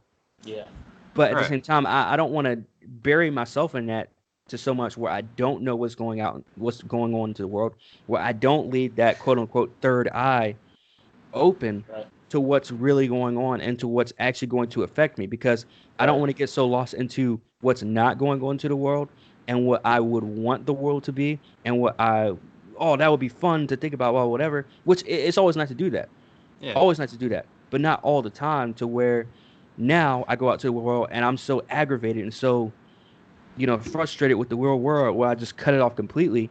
And now I'm all Always my in your free own time, fucking head. yeah, Yeah. and all my free Yeah. time in my own fucking head. That's not, Yeah. to me, again, personal opinion, to me, that's not a good thing. It's not.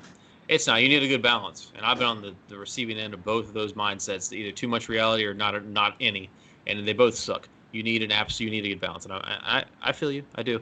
Because I mean, the, that goes- the last yeah. the last thing I want to do is be clueless. Yeah. Well, of course, dude. We couldn't do Sure. topics like this if we were clueless.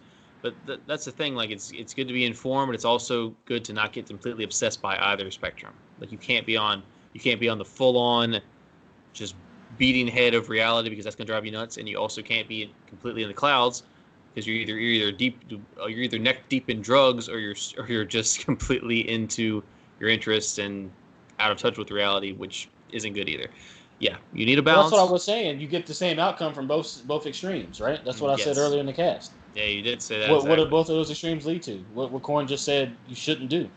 The same thing. So- Pretty much the same outcome. Yeah. I mean, what I love to live in not to live in a world, but what I love to be able to open Visit up Mars? an age old arcade game and go into the world of Tron, which I've always admired and loved, even as a Pretty kid. Back to the old '80s version of Tron, the original Tron. Yeah. Would I love to be able to do that? Absolutely, I would love to do that. Would I actually want to live for the rest of my life in a world like that? No. I don't think so. And that's the thing that I've always said too. And you guys know more than anybody.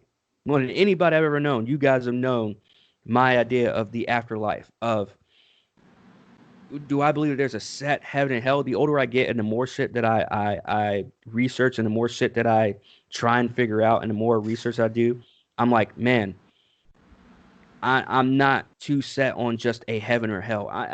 There's so much avenues out there that I can't keep my mind set on Yeah. somebody all good and all powerful controlling every single thing. Do I believe in God? Absolutely. Do I pray? Absolutely. But at the same time, heaven and hell is just, to me, it's just like, I don't know. Because again, I'm not afraid of dying. I'm afraid of where I'm gonna go. I'm afraid of the afterlife. That's the only thing I've ever been afraid of in my adult life, is not dying, but what's gonna happen. Right. Are we gonna go to a Tron world? Are we gonna go to a dystopia afterlife? Is it gonna be completely darkness? Is it gonna be life after? Is it gonna be Yeah. anything? Yeah. Exactly. Exactly. And- The biggest and fear that's of all probably- is nothing. I'm more afraid of nothing than I am of hell. Absolutely. And I don't know. probably- Burning for all eternity kind of freaks me out. I think lack of an afterlife is worse than I hate it when it's freaking 100 degrees outside. I can't imagine being at 1,000 degrees. But again, like I told you in a previous cast, I don't think heaven and hell are going to be what the stereotype implies. I don't think they're going to be that at all. I think it's going to be very different. I feel like who really knows? exactly who knows? Who knows? Yeah. The dead man can't tell tales. But I'm saying, like, I think that heaven or hell, there'll be parts of it that you aren't expecting. Like, I don't think there'll be full on fire and burning. If in there hell. are such a thing as heaven and hell, like what I'm saying. Just like I don't think it's going to be full on clouds and singing in heaven. Yeah, I feel It's you. not. I just don't think they're one of those things is going to be what the case really ends up being. Have you guys ever seen that? Have you guys ever seen Spawn? Yeah, original- we watched it. the We original- watched it together. Yeah. The original Spawn movie? It's been a while. From the 70s, it's been a while. No, from the 90s. Yeah, we watched it. What Michael J. This one White? came out in the '70s. Jaron, didn't you watch it with us? I mean, I've seen we it, all but did. I don't think I watched it with you guys. The vision, that vision of hell is what I've always kind of looked at hell as being, like Well, just like a that's- dark, a darker, a dark city, like a dark world, Right. rather than just like sitting there on fire, burning all Right. eternity, gnashing of teeth, whatever the fuck that even means. Like I could never really fathom that. Well, yeah, that's why there's so much culture about like heaven and hell is it's more so. I feel like there's way more versions of hell in the media than there is heaven. I feel like heaven you can't get away with using as much for some reason. But I've seen many different versions of hell where it's like deep and dark and like all kinds of versions. Dante's Inferno is another great example of just a very interesting hell. Yeah, dude, it could be anything. So could heaven. So yeah, it's just we won't know till we get there. If we get there. I'm just. I mean, it's probably a good, healthy thing that you at least have some sort of fear of what lies after. I am not afraid to die, and I'm not really afraid of what comes after I die. To be honest, I don't That's know. Like I say, crazy. I don't know if that's a good thing or I don't know if that's a bad thing. But- See, we all are different here because I'm afraid to die, but I'm not afraid of the afterlife. I'm ready. That's okay. We all have to rehab. Yeah, we all have different little things here. I'm That is terrified. crazy. I'm terrified of dying before I achieve my dreams, but I don't. Once I'm dead, I'm good. Like whatever happens, happens. Honestly, I don't know. It maybe my life experiences. I don't know what, but I'm not afraid of death, and I'm not afraid of what lies after death because, I mean, at the end of the day, like, it's going to be what it's going to be regardless. Depending on whether or not it's something that's going to happen to all humans when they die, or whether or not it happens based on how you treat other people, or how many sins you commit, or whatever the case is, like. The outcome is going to be that no matter how you live your life anyway, in my opinion, if you subscribe to that or whatever you may subscribe to, but I personally don't.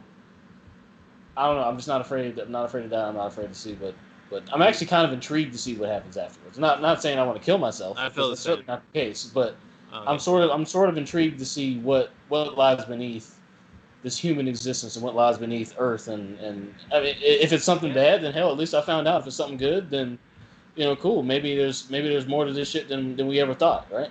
Very true. But I find that stuff very something intriguing. about it intrigues me. It doesn't necessarily scare me, but like I say, you're it's probably healthier to have those sort of mindsets, to be at least afraid of some of that, because that leaves some human element to it. I feel like I don't want to say I've lost that, but like I mean, like we talked about, personally, I guess, is like you have a hard time like getting emotional about certain things, and it's just like that's one of those things I have a hard time getting emotional about is like death and after death. It's like I'm kind of more like I wonder what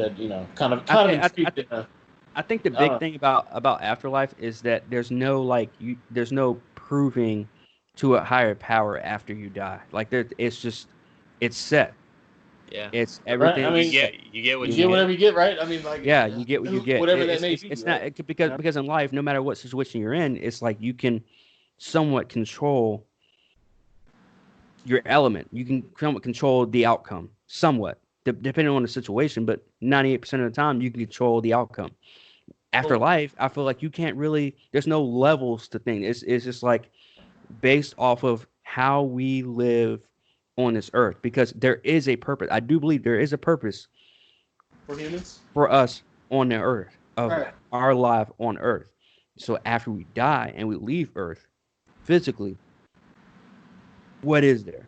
Like, how do we prove ourselves after that?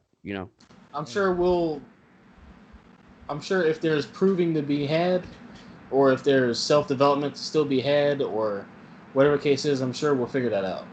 Yeah, I'm sure of that. So. But wouldn't it be some shit if you died, and as soon as you died, you came back to life as you're born again as a baby again and didn't remember anything about when you died? Like, wouldn't that be some crazy shit? Yeah, you just forgot. That's the worst part is you forgot it all. Like you would never know that you forgot. Exactly. It'd be terrible and also great because you could actually restart, but as a different person. And you know what? I think that's a fear as well, is losing the memories of your life on earth. Yeah. because that right there would just be pointless. And Because that's why a lot of people are afraid to die right there. even me, I think about like just the great times that I had, and as many bad experiences that I had in the 27 years I've been alive, Right. I've probably had just as many good ones. And the good Right. ones I look back on, and sometimes, man, I look back at like high school and a single Yeah, tear comes out my eye because I'm For like, real, bro. holy shit, for sure. dude. Like it was just so amazing the way just, just growing up Yeah, and man. just knowing who you were 15 years ago. Yeah, man. And then now it's just like sometimes a single tear comes out of the eye, like just the smallest memory will just trigger it like Yeah, that. Oh, dude, And just like that's me. imagine if all of that goes away, you're like everything, like your whole mind is pretty much wiped clean. Yeah. You know, it's crazy. Happens to me all Yeah, the that's time. real shit. Thinking like that. I also think just to find ways to emote like I used to, if that makes any sense. I look for ways to just like feel that passion I used to feel about stuff, whether it comes down to real life or the things I used to admire in like fiction. Like that's why I wanted to make my own shit because I want to make stuff that makes people cry, but not maybe not necessarily sad. You know how when you get really passionate, at least I do. Oh You're, yeah, you're wrestling does that for me. I get like if I go back and watch wrestling from like 2002 or 2005 or something like that, I just like I Yeah, get bro. so passionate about yeah, professional your wrestling that eyes well up. I'm Yeah, literally like, oh my God, oh, I get Yeah, so bro. fucking emotional. And to me, I think that's literally like one of the only things in my entire life. And maybe it's a sad thing, maybe it's a good thing that it's just that one genre just makes me just like so it just triggers something. I feel you. It's like being to me that's like being like a Republican or Democrat. It's like where it's like I will bat I oh will god. battle anybody in any kind of argument, any kind of fucking discussion when it comes to wrestling. You know what I mean? It's just Right. one of these things. And I feel the same about good storytelling and pushing a real message. Like that's the kind of stuff that makes me tear up, but like in a good way. Yeah. So I want that to be what I push on for the future. I want other people to feel that way about something. So that's what makes me emote is just pushing for that feeling again. And yeah, man, that's just what comes down to. It makes me feel alive. That's about the only thing it That's some real does shit. anymore. Just the Yeah. way just the things we've seen, Yeah. the devolution of humanity, if you want to even call it Yeah. that if you want to put it that way. I mean, No, you're right. some people call it an evolution, but I don't know. I mean, I was gonna say that's what's kind of missing. Like, I don't know, especially just 2020, man. It's just been something about like Oh my gosh. this year in particular, but you could even argue like the past, like 3 to 5 years. Like, it's just not been. I wouldn't say five, maybe, but yeah, maybe about 3 to 5 tops. It's just something that's just been kind of, not the same, but just this year in particular, dude, it's just been like really rough to find. I mean, at least for me to find any sort of passion in anything. Bro, don't even get me started, You know? man. It's like just the love's getting stripped away of this year, especially ever since just this outbreak and now just hardcore protests and riots. Like people are more divided than they've ever been. Yeah, man. You gotta just really reach inside yourself to find that the thing I'm talking about personally. Oh yeah, I feel you. That drive to just care and care so much, and that applies to all the fictional things I've enjoyed in my life. I'm losing that passion for them too. It's like you got to just make it yourself. It sucks, but it's necessary, I think, to grow as a person. Yeah, And I think this shows how we're all sort of intertwined as humans, and like the human consciousness is really taking a beating right now, and it's really affecting everybody for sure. in one For way or sure. the other. So like, even if you want to say that we're not necessarily we're so separated, we're still connected, right? So I think this year in particular kind of just portrays like, you know, shit's kind of fucked up, and human consciousness and society as a whole is really getting torn the fuck up. And For it sure, sucks man. because we like Corn said, we predicted this shit like pretty much since episode 2, episode 3 when we started really talking about this. Like we had a couple icebreaker episodes, but again, Yeah, we did. also like Corn said, this is shit we've been on since high school. Like at least him and I, like this is nothing new. Well, I'll go ahead and be the first to admit I was a closed-minded ass dude when I was younger, and I mean, shit. getting to know you guys, throughout the years. I feel like I've opened up a lot more as far as my views, because I used to be like, honestly, I was probably a Democrat if you really want to get down to it, and I didn't even know I was, and I probably had viewpoints that I wouldn't agree with now, because now I just but as a so kid, that's against okay. politics. As a kid, that's okay. Kids, they're 9 or 10 years old and getting into politics now. You don't need to be getting into politics as a kid. In my opinion. Dude, as a kid, you're into whatever your parents are into until you can form your own fucking decision, right? Well, that's just the thing. Like I was on a side back then. I took a stance on this and on that, and I care about this side. And like now, I just don't want there to be sides. Now I will never consider myself part of a political party, and it honestly comes down to about my own religion too. I have to question a lot of that too, man. It's really hard to just decide you're this now. It really is. So man, it comes down to questioning identity, and maybe that's how this whole thing started about every gender under the sun wants to be recognized, because maybe everyone else is questioning identity in that same aspect. But see, it's so much to think about. Yeah, and I think one other thing, I think all three of us are lucky that we've got a head start on thinking for ourselves before shit really started hitting the fan, where it's almost impossible to think for yourself nowadays. So I think we all three at least got that out the way before, like, every opinion, is copyrighted by every side, and you can't think this, or you're this, or you can't think that, or you're that.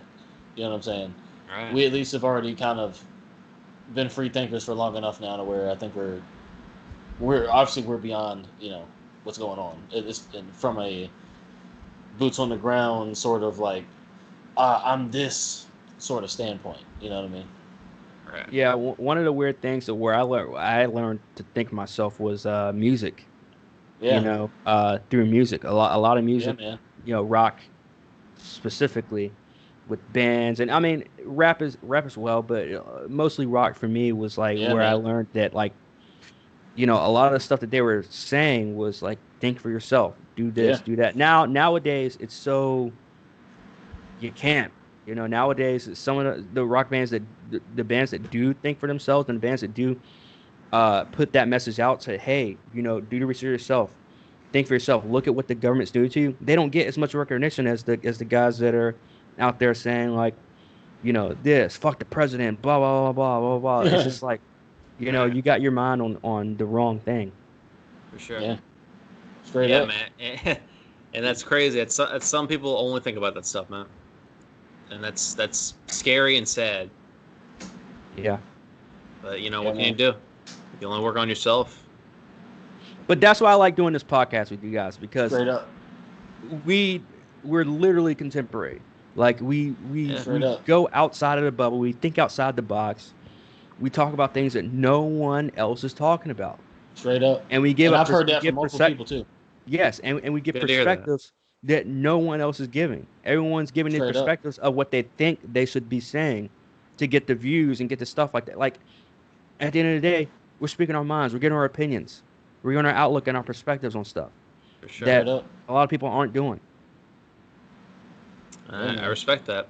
Oh yeah, and guys, anyone listening, if we have a lot more episodes on SoundCloud that we'd appreciate you checking out if you haven't. We've got some old classics on there that not everything's a trending topic either. We have some stuff on timeless topics. So yeah, if anyone wants to check out our old stuff, we'd appreciate it. Well, how it goes. Timeless topics. Well, you know how some topics are trending, whereas like one episode we were talking about what we think about the Joker movie, where now that doesn't matter because that was speculation. Whereas another topic like about who knows what, like that debate about reality simulation, the red pill, comic race swap debate, all that stuff is timeless. So modern relationships, like, that. All those things aren't on a trending time limit. So if you guys want to check out some stuff, we'd really appreciate it. For sure. Yeah. I mean, any other final words from anybody? I mean, it sounds like we're pretty much done here. But anybody got anything? It's been fun, y'all. It's been a good one. Yeah, it has. It definitely has. Like I love debating with you guys. I love us having different views, and we can actually like talk. I mean, at the end of the day, we're all bros. So it's not Right. like we're gonna fucking like, it's the end all be all when it comes to the fucking, Right. to our discussions and stuff Right. like that.